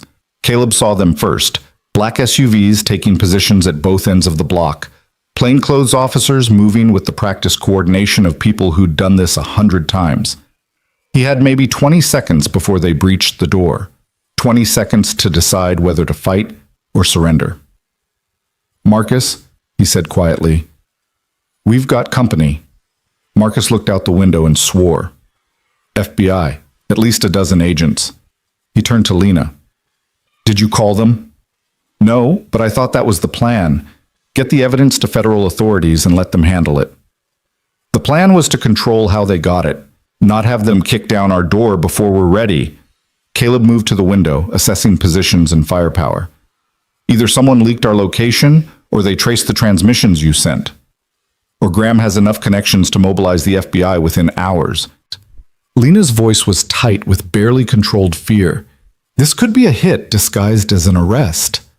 Before anyone could respond, a voice boomed through a megaphone. "This is Special Agent Sarah Chen, FBI. We know you're inside. Come out with your hands visible. You have 2 minutes to comply." Caleb's mind raced through options, discarding each as quickly as it formed. They could run. Marcus probably had an exit strategy built into every safe house he used. But running meant looking guilty, and guilty people didn't get fair trials. They could fight, but that was suicide against FBI tactical teams. Or they could trust that somewhere in the federal bureaucracy, someone still cared about evidence and justice more than protecting billionaires. "We go out," he said. "Hands up, no weapons, full cooperation." "Are you insane?" Marcus was already reaching for a go bag hidden under the couch.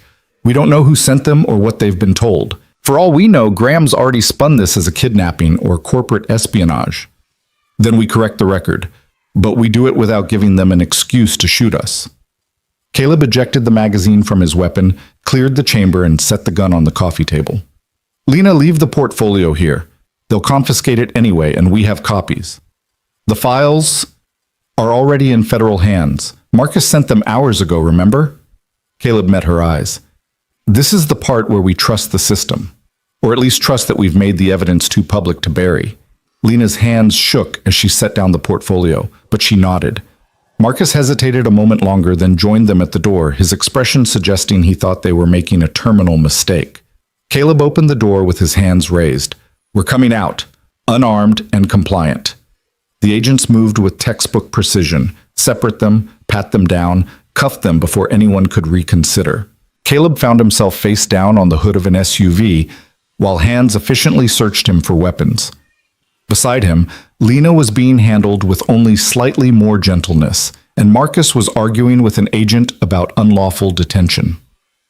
"Caleb Ward?" A woman's voice carrying authority and something that might have been curiosity. "Former Secret Service?" Caleb turned his head enough to see her, late 40s, sharp eyes, and a no-nonsense expression that suggested she'd heard every excuse and lie a suspect could offer. "Yes, ma'am." "Special Agent Chen, I need you to answer a question, and I need you to be very honest with me." She moved closer, studying his face. "Did you kidnap Lena Fairmont?" "What?" "No, I'm protecting her." "From what?" "From the people who murdered her father and tried to kill her twice in the last week." Caleb met her gaze steadily. "Did you receive the files we transmitted? The evidence of embezzlement and murder at Fairmont Industries?" "We received several encrypted files from an anonymous source, currently under review." Chen's expression gave nothing away. We also received a call from Fairmont Industries' legal counsel claiming that their CEO had been kidnapped by a former federal agent suffering from PTSD and delusions of conspiracy. They provided psychiatric evaluation suggesting Ms. Fairmont is experiencing a severe breakdown and may be a danger to herself. That's bullshit, Lena's voice carried from the other SUV. They're trying to discredit us before you can verify the evidence. Did you even look at the files? Did you see the confession we recorded? Miss Fairmont, I'm going to need you to calm down. Don't tell me to calm down. My father was murdered. Someone put poison in my champagne. They blew up a car trying to kill us. And now you're treating me like I'm the criminal? Agent Chen's expression softened fractionally. I'm treating you like someone at the center of a very complicated situation that I don't fully understand yet, which is why you're all coming to federal headquarters for questioning. Voluntarily, I hope. It wasn't really a question, but Caleb understood the subtext. Cooperate now, or get arrested and lose any goodwill they might have built by surrendering peacefully. We'll cooperate, he said, but I want to go on record right now. Everything we did was to expose a criminal conspiracy. We have evidence, we have testimony, and we have a recording of Graham Kessler confessing to murder. Then I look forward to hearing it. Chen gestured to her team. Transport them separately.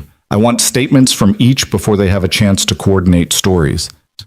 The FBI field office in Manhattan was exactly as institutional as Caleb remembered from his Secret Service days.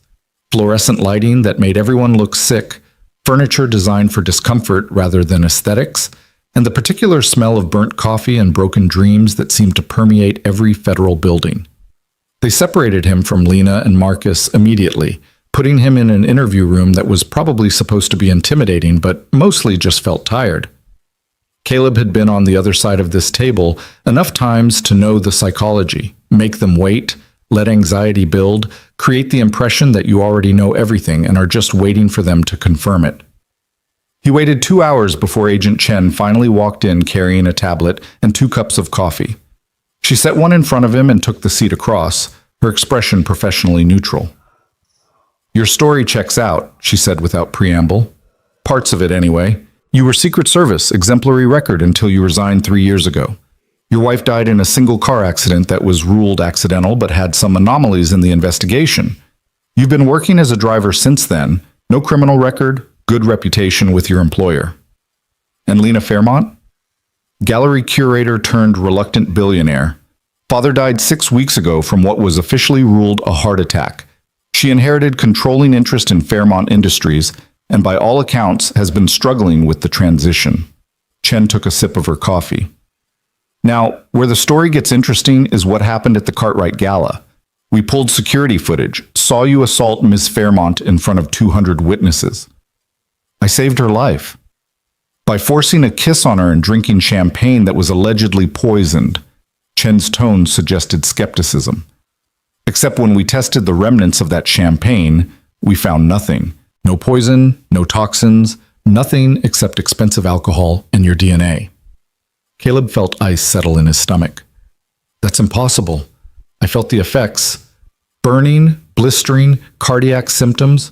Marcus Chen treated me for exposure. Marcus Chen, unlicensed medical practitioner who's been on our radar for providing health care to people who don't want official records of their injuries. Chen pulled up something on her tablet. Did it occur to you that he might have his own reasons for claiming you were poisoned? That maybe this whole conspiracy was manufactured to give you and Miss Fairmont a reason to access company files you had no legal right to see? No, that's not... Caleb stopped himself, recognizing the trap. She was testing him, looking for inconsistencies or anger that would suggest guilt. The waiter, the man who served the champagne, your footage must show him. We have footage of a man matching the description you provided entering and exiting the building. But without a clear facial shot, we can't identify him. And the catering company has no record of anyone who wasn't on their official roster. Chen leaned forward. So either this was an incredibly sophisticated conspiracy involving fake employees and untraceable poison, or you misread a situation and escalated it based on paranoia. What about the car bomb? Are you saying we imagined that too? The car bomb was real. Killed a vehicle registered to the car service you work for. But here's the thing. We can't find any evidence it was specifically targeting you or Ms. Fairmont. The timer suggests it was set to detonate around shift change when the garage would be full of people. Could have been targeting anyone in that building. Caleb felt the ground shifting beneath him, every piece of evidence that had seemed solid suddenly becoming questionable. You're saying this could all be coincidence? I'm saying that so far the only crime I can prove is that you broke into Fairmont Industries, assaulted security, and held board members at gunpoint. Chen's expression was hard. That's felony breaking and entering, assault with a deadly weapon, and unlawful imprisonment. You're looking at serious prison time unless you can give me something concrete. The recording. Graham Kessler's confession. We have a recording of a hostile confrontation where a man was clearly being baited into making inflammatory statements while under duress from an armed assailant. His lawyers are already arguing it's inadmissible, obtained through coercion and illegal surveillance. Chen set down her tablet. Mr. Ward, I want to believe you. The financial records you provided show irregularities that warrant investigation. But irregularities aren't proof of crime, and everything else you've claimed is circumstantial at best. Then why are we here? If you think this is all paranoia and illegal evidence, why bring us in instead of arresting us? Chen was quiet for a moment, studying him with an intensity that suggested she was making a calculation. Because 20 years in this job has taught me that where there's this much smoke, there's usually fire. And because 30 minutes ago, we received information that changes things. She pulled up a new file on her tablet, turned it so Caleb could see. It was a photograph, grainy security footage showing a man in a white coat entering a building Caleb didn't recognize. This was taken 6 weeks ago at a private medical facility in Connecticut.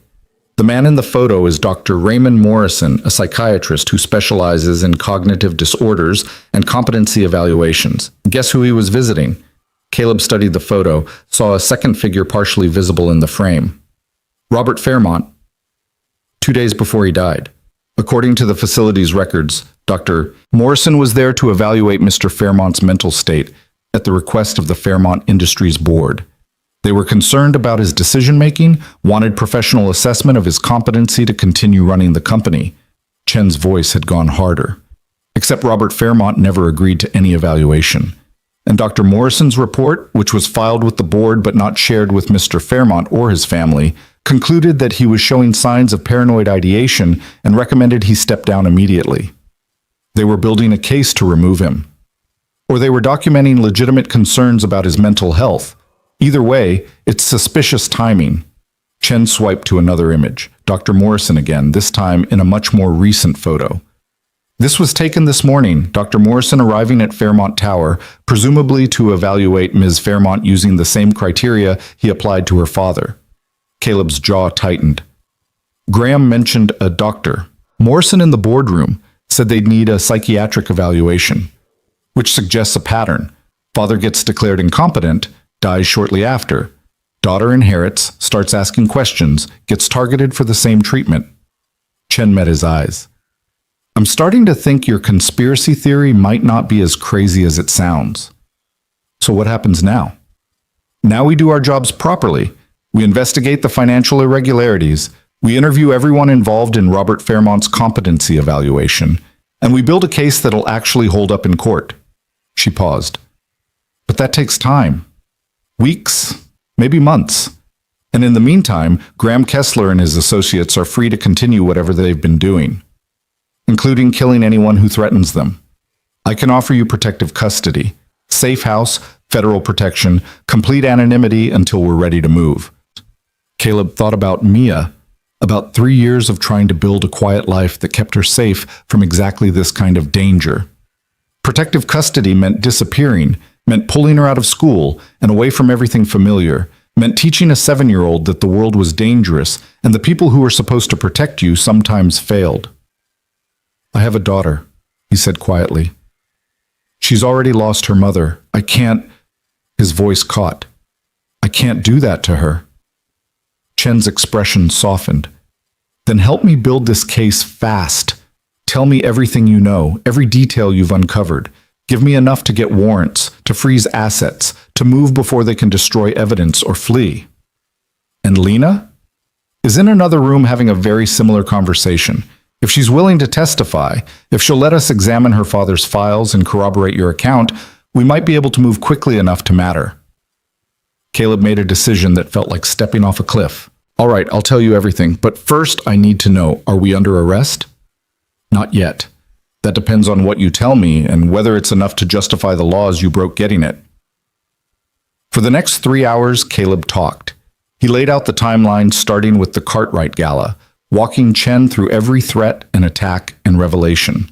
He explained Robert Fairmont's hidden files, the evidence of embezzlement, the slow poisoning that had masqueraded as cardiac symptoms. He described Teresa Vaughn's testimony about cooked books and fired employees, Edmund Cartwright's complicity, and Graham Kessler's casual confession in a boardroom that was supposed to be his final victory. Chen listened without interrupting, occasionally making notes, but mostly just absorbing the flood of information. When Caleb finally finished, she sat back with the expression of someone who'd just realized a case was much bigger and more complicated than she'd anticipated. "This is going to be a nightmare to prosecute," she said. "Multiple jurisdictions, interstate commerce, potential SEC violations, and at least 2 murders if we can prove Robert Fairmont and your wife were both killed." "My wife?" Chen pulled up another file, and Caleb's breath caught. It was Sarah's accident report, the one he'd read so many times he had it memorized. But there were new pages attached, analysis he'd never seen, questions about brake line integrity and steering mechanism failure that had never made it into the official conclusion. "When we started digging into your background, we took another look at this. Had our forensics team review the original investigation." Chen's voice was gentle. "They found irregularities, signs of possible tampering that were dismissed at the time as coincidental damage from the crash. But if someone wanted to kill a Secret Service agent's wife and make it look accidental, this is exactly how they do it." Caleb couldn't breathe. 3 years of grief and guilt and wondering, 3 years of telling himself it was just tragedy and not murder, and now this woman was telling him his worst fear had been justified all along. "Why?" His voice came out raw. "Why would anyone want Sarah dead? She was a teacher. She had nothing to do with corporate conspiracies or embezzlement." "That's what we need to figure out.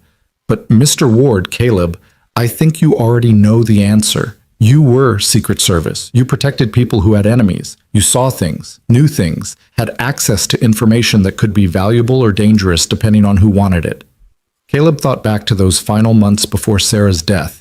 He'd been on protective detail for a visiting foreign dignitary, routine assignment that had turned complicated when credible threats emerged.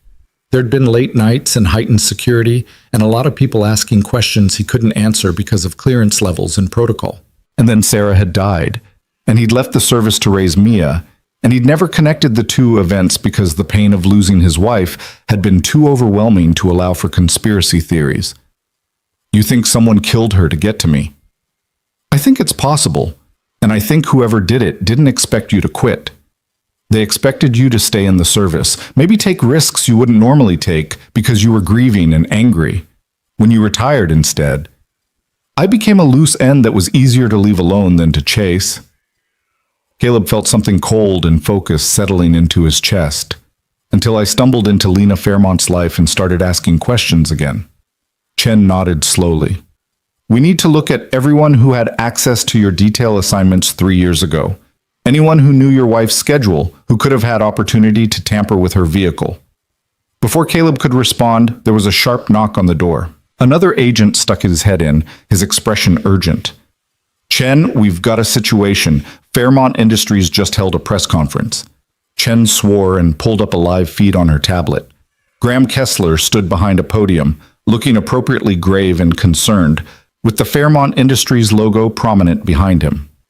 "It is with deep sadness that I must inform you of a tragic situation involving Lena Fairmont, daughter of our late founder Robert Fairmont," Graham was saying, his voice carrying practiced sympathy. "Ms. Fairmont has been under tremendous stress since inheriting control of the company, and we now believe she may be experiencing a severe mental health crisis.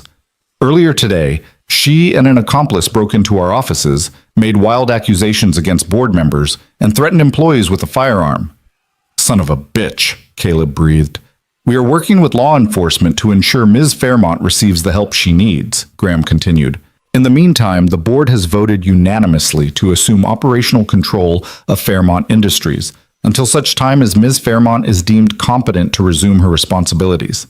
We ask for privacy during this difficult time and for the public to remember that mental illness is not a crime. It's a tragedy that requires compassion and professional treatment. The feed showed reporters shouting questions, but Graham was already walking away, his expression suggesting the matter was closed. Chen turned off the tablet. He just moved. Used your break-in as justification to remove Lena from power and paint her as unstable. By tomorrow morning, every news outlet will be running stories about the troubled heiress who couldn't handle her father's legacy. We have to stop him. With what? We don't have enough for an arrest warrant yet. The evidence you provided needs to be verified. Witnesses need to be interviewed. Financial forensics takes time. We don't have time.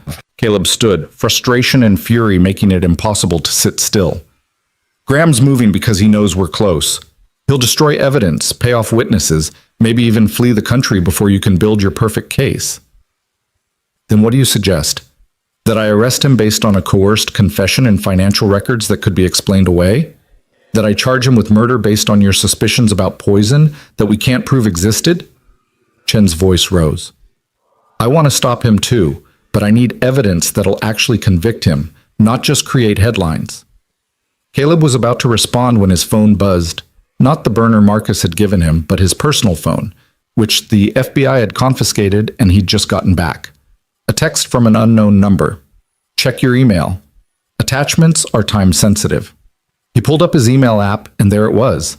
A message from an encrypted address with 3 attachments. The first was a photograph of a man Caleb recognized, Edmund Cartwright, meeting with someone in what looked like a parking garage. The second was a bank statement showing a transfer of $15 million from a Cayman Islands account to Cartwright's personal holdings. And the third was a video file. Caleb opened the video, and Sarah's face filled the screen. He nearly dropped the phone. It was Sarah, alive and smiling, sitting in what looked like a cafe. The timestamp showed 3 years ago, 2 weeks before her death. She was talking to someone off camera, her expression animated in the way it got when she was excited about something. I can't believe it, she was saying. I mean, I knew corporate corruption was real, but this is massive. If what you're telling me is true, if these people have been stealing billions, it's true.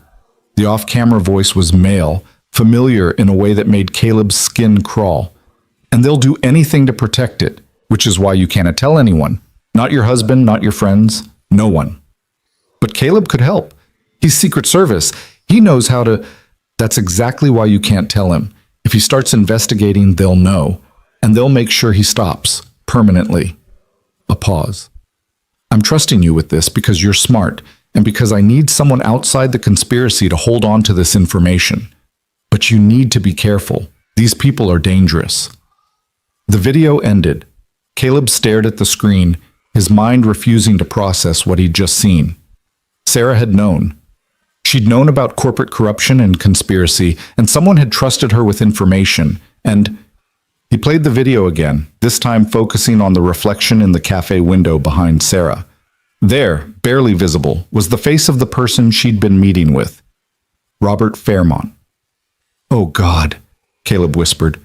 Chen was reading over his shoulder, her expression growing grimmer with each second. Your wife knew Lena's father. They were in contact before both their deaths. She never mentioned it, never said anything about meeting him or about any investigation. Caleb's voice sounded distant even to his own ears. Why wouldn't she tell me?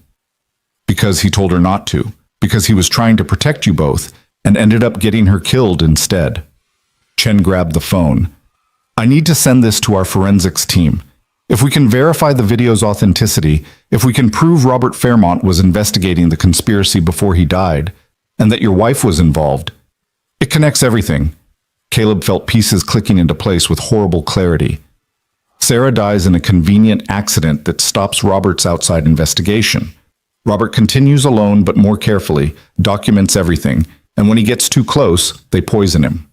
Then Lena inherits, and they try to eliminate her before she can pick up where her father left off.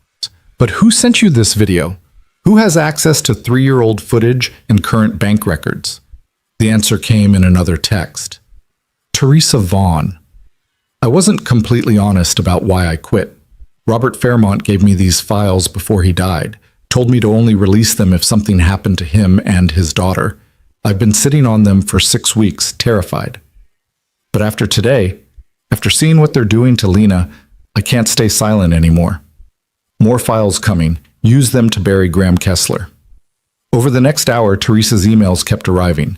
Bank statements showing systematic embezzlement going back 5 years. Internal memos discussing the Fairmont problem and strategies for removing him from power. Medical records detailing the chelation therapy that had been added to Robert's daily coffee under the guise of nutritional supplements. And finally, a recording, scratchy and distant but audible, of Graham Kessler and Edmund Cartwright discussing Sarah Ward's accident with the casual detachment of people discussing a business transaction. She was asking too many questions, Graham's voice said.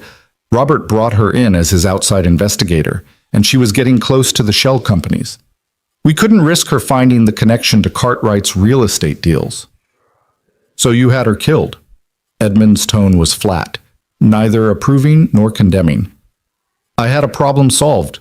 Her husband was Secret Service, too visible to approach directly. But his wife, a teacher with a predictable schedule and a car old enough that tampering wouldn't be immediately obvious. Simple solution. And Ward didn't investigate? He tried. We made sure the local police shut it down quickly, ruled it accidental. He was too grief-stricken to push harder, and when he resigned from the service, the threat neutralized itself. The recording continued, but Caleb couldn't hear it anymore through the roaring in his ears. They'd killed Sarah. They'd murdered his wife to protect their embezzlement scheme, and he'd spent 3 years believing it was random tragedy when it had been calculated murder all along. Chen was talking, calling in other agents, issuing orders about warrants and arrests. But Caleb was moving on autopilot, his body functioning while his mind tried to process grief and rage that had been deferred for 3 years. Caleb, Chen's hand on his shoulder brought him back. I need you to stay here. We're moving on Graham Kessler and Edmund Cartwright now, but this has to be done right. I can't have you anywhere near the arrests. I want to be there when you take him down. I know. But you're too close to this, too personally involved. One wrong move, one moment where your emotions override your judgment, and defense lawyers will use it to discredit everything. Her expression was sympathetic but firm. Let us do our jobs. Let us get justice for your wife and Robert Fairmont and everyone else these people have hurt. Caleb wanted to argue, wanted to demand the right to see Graham Kessler's face when the handcuffs went on. But he knew Chen was right. He'd broken enough laws already. Better to let the system work the way it was supposed to trust that the evidence would be enough. What about Lena? Is in protective custody for her own safety. Once we've secured the arrests, once Graham and his associates are in federal detention, she'll be free to reclaim her company and her life. Chen paused. You saved her, Caleb. You saw the threat everyone else missed, and you put yourself between her and killers who'd already proven they wouldn't hesitate. That matters. It didn't feel like it mattered. It felt like he'd been stumbling through the dark, making desperate choices and hoping they'd add up to something that resembled justice. But he nodded, accepting the dismissal. They kept him at federal headquarters for another 6 hours while warrants were executed and arrests were made. Caleb sat in a conference room with terrible coffee and cable news showing breaking coverage. FBI raids on Fairmont Industries, executives being let out in handcuffs, legal experts speculating about charges and evidence. Marcus found him there around midnight, looking exhausted but satisfied. They got 7 board members, Graham's entire inner circle, and Edmund Cartwright, froze their assets, seized company records, the works. It's going to be the corporate fraud case of the decade. And Lena? Holding up better than expected. She's giving her statement now, walking them through everything her father documented. By morning, the narrative Graham tried to push about her being unstable will be completely reversed. Marcus sat down heavily. We did it, Caleb. We actually did it. Sarah's dead because of them. Caleb's voice was hollow. 3 years I've been raising Mia alone, telling her that her mother's death was an accident, that sometimes bad things just happen, and it was murder. Calculated, cold-blooded murder. I know, and I'm sorry. Marcus was quiet for a moment. Are you going to tell Mia? Someday, when she's old enough to understand. Caleb rubbed his face. Right now, I just want to see her, hold her, remember why I survived all this. They released him an hour later with instructions to remain available for additional questioning and a court date that was still being determined. Caleb went straight to Mrs. Chen's apartment, where Mia was asleep on the couch with her favorite stuffed rabbit clutched in both arms. Mrs. Chen met him at the door with worried eyes. The news is saying terrible things about you, that you broke into buildings and threatened people.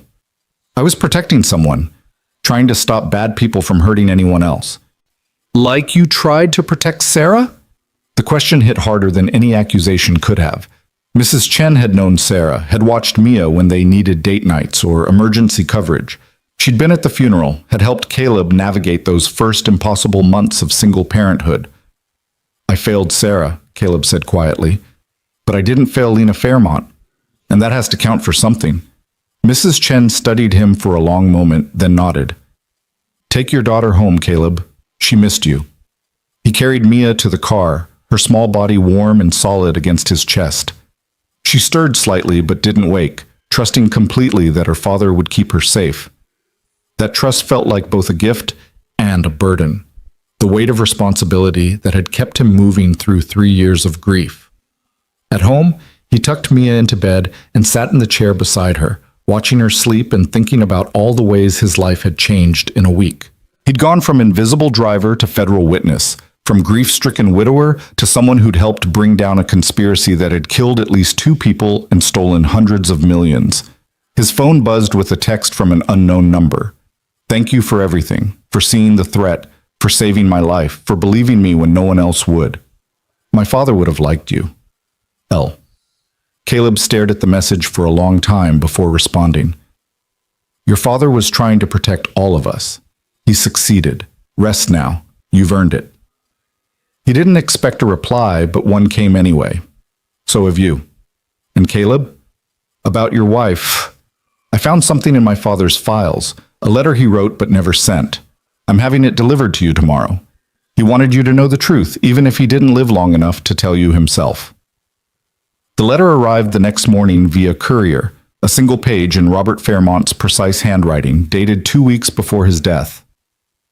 Dear Mr. Ward, we've never met, but I knew your wife. Sarah came to me 6 months ago with concerns about financial irregularities she'd noticed while helping a friend with accounting questions. I made the terrible mistake of trusting her with information that put her life in danger. By the time I realized how ruthless my enemies were, it was too late.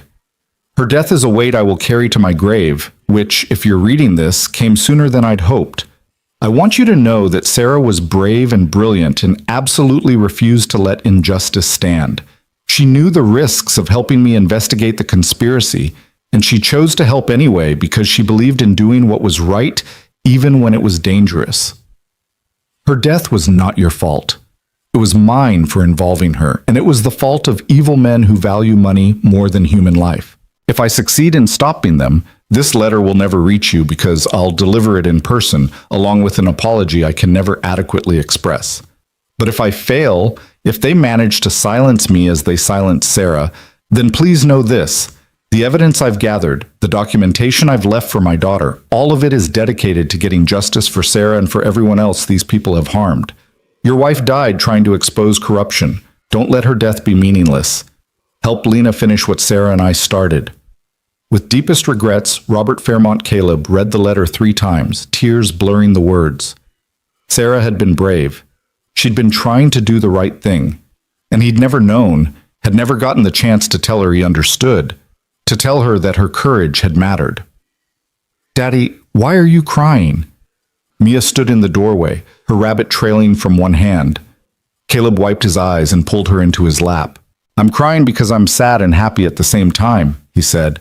Sad because I miss Mommy. Happy because I just learned something new about her, that she was helping people, trying to stop bad guys. Like superheroes? Exactly like superheroes. Mommy was brave and she was fighting to protect people who couldn't protect themselves. Mia thought about this seriously. Did she win? Caleb looked at his daughter's earnest face and made a choice. Not by herself, but she started something important and other people finished it for her. So yes, in the end, the good guys won. Good. Mia hugged him tight. I want to be brave like Mommy when I grow up. You already are, sweetheart. You already are. The next 3 weeks were a blur of depositions, grand jury testimony, and media coverage that turned Caleb and Lena into unlikely heroes. Graham Kessler was indicted on 17 counts, including murder, conspiracy to commit murder, embezzlement, and fraud. Edmund Cartwright faced similar charges, and the entire Fairmont Industries board was facing civil suits and criminal investigation. Teresa Vaughn was granted immunity in exchange for her testimony, and the accounting department she'd worked in was gutted and rebuilt under federal oversight. Dr. Morrison lost his medical license and was facing charges of conspiracy for his role in the competency evaluations. Through it all, Caleb tried to maintain some semblance of normal life for Mia. He went back to work at the car service, though his boss kept assigning him high-profile clients who specifically requested the driver who took down a billionaire. He declined most of them, preferring the anonymity of regular routes and ordinary passengers. But normal was relative now. He'd been interviewed by federal prosecutors, profiled in national media, and offered book deals he had no intention of accepting. His quiet life was thoroughly shattered, and there was no putting the pieces back the way they'd been. Lena Fairmont reclaimed control of Fairmont Industries 3 weeks after the arrests, walking into the boardroom with federal agents clearing the way and cameras capturing every moment. She gave a statement about rebuilding the company with transparency and integrity, about honoring her father's legacy by doing what was right instead of what was profitable. Privately, she offered Caleb a position as head of security, a role that would pay significantly more than driving and would let him use the skills he'd been suppressing for 3 years. He turned it down, but not because he didn't appreciate the offer. "I need to be present for my daughter," he told Lena over coffee in a cafe far from the media circus. "I've spent 3 years trying to keep her safe by staying invisible, and it didn't work. Now I need to keep her safe by being there.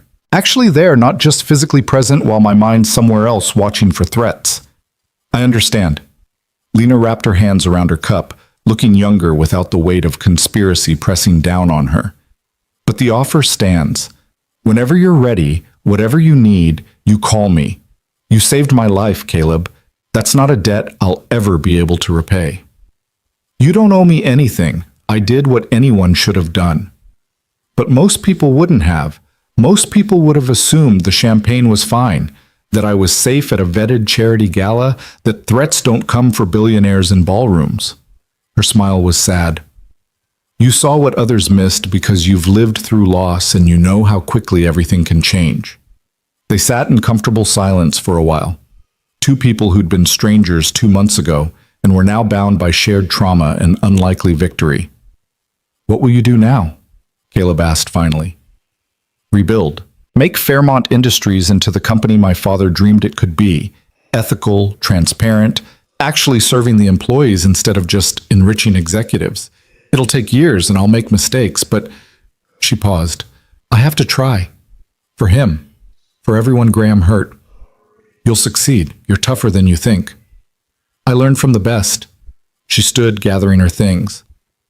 "Take care of yourself, Caleb, and if you ever change your mind about that job offer, you'll be the first to know."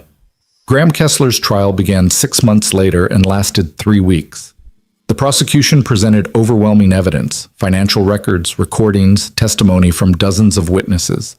Teresa Vaughn walked the jury through the accounting fraud with charts and spreadsheets that made the embezzlement undeniable. Medical experts explained how chelation therapy could mimic cardiac symptoms when administered in the right dosages. And Caleb testified about Sarah, about the video showing her meeting with Robert Fairmont, about the recording of Graham admitting to having her killed. The defense tried to discredit him, tried to paint him as a grief-stricken ex-agent with an agenda, but the evidence was too strong to dismiss. The jury deliberated for 7 hours before returning guilty verdicts on all counts. Graham Kessler was sentenced to life in prison without possibility of parole. Edmund Cartwright received 35 years. The other board members got varying sentences, but all of them would spend significant time in federal prison.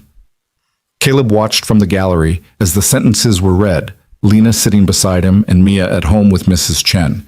He felt the weight of 3 years finally lifting, the knowledge that Sarah's death had been avenged and that Mia would grow up knowing her mother had been murdered by people who were now being held accountable. It didn't bring Sarah back. It didn't erase the grief or the years of raising their daughter alone. But it meant something. It meant Sarah's courage hadn't been wasted, that she'd been part of something bigger than either of them had realized. Outside the courthouse, reporters swarmed with questions and cameras. Caleb ignored them, heading for his car with single-minded purpose. He had to pick up Mia from school, had promised to take her for ice cream and help with a science project about butterflies. His phone buzzed one last time as he pulled away from the curb. A message from Lena. "Thank you for everything. My father left me a company, but you gave me justice. That's a gift I'll never forget." Caleb didn't respond immediately. Instead, he drove to Mia's school and waited in the pickup line, watching children stream out with backpacks and laughter. When Mia spotted him, her face lit up with uncomplicated joy, and she ran to the car with her rabbit tucked under one arm. "Daddy, can we get chocolate ice cream?" "Absolutely. Whatever you want, sweetheart." As they drove toward the ice cream shop, Mia chattering about her day and the butterflies in her science book, Caleb felt something he hadn't felt in 3 years.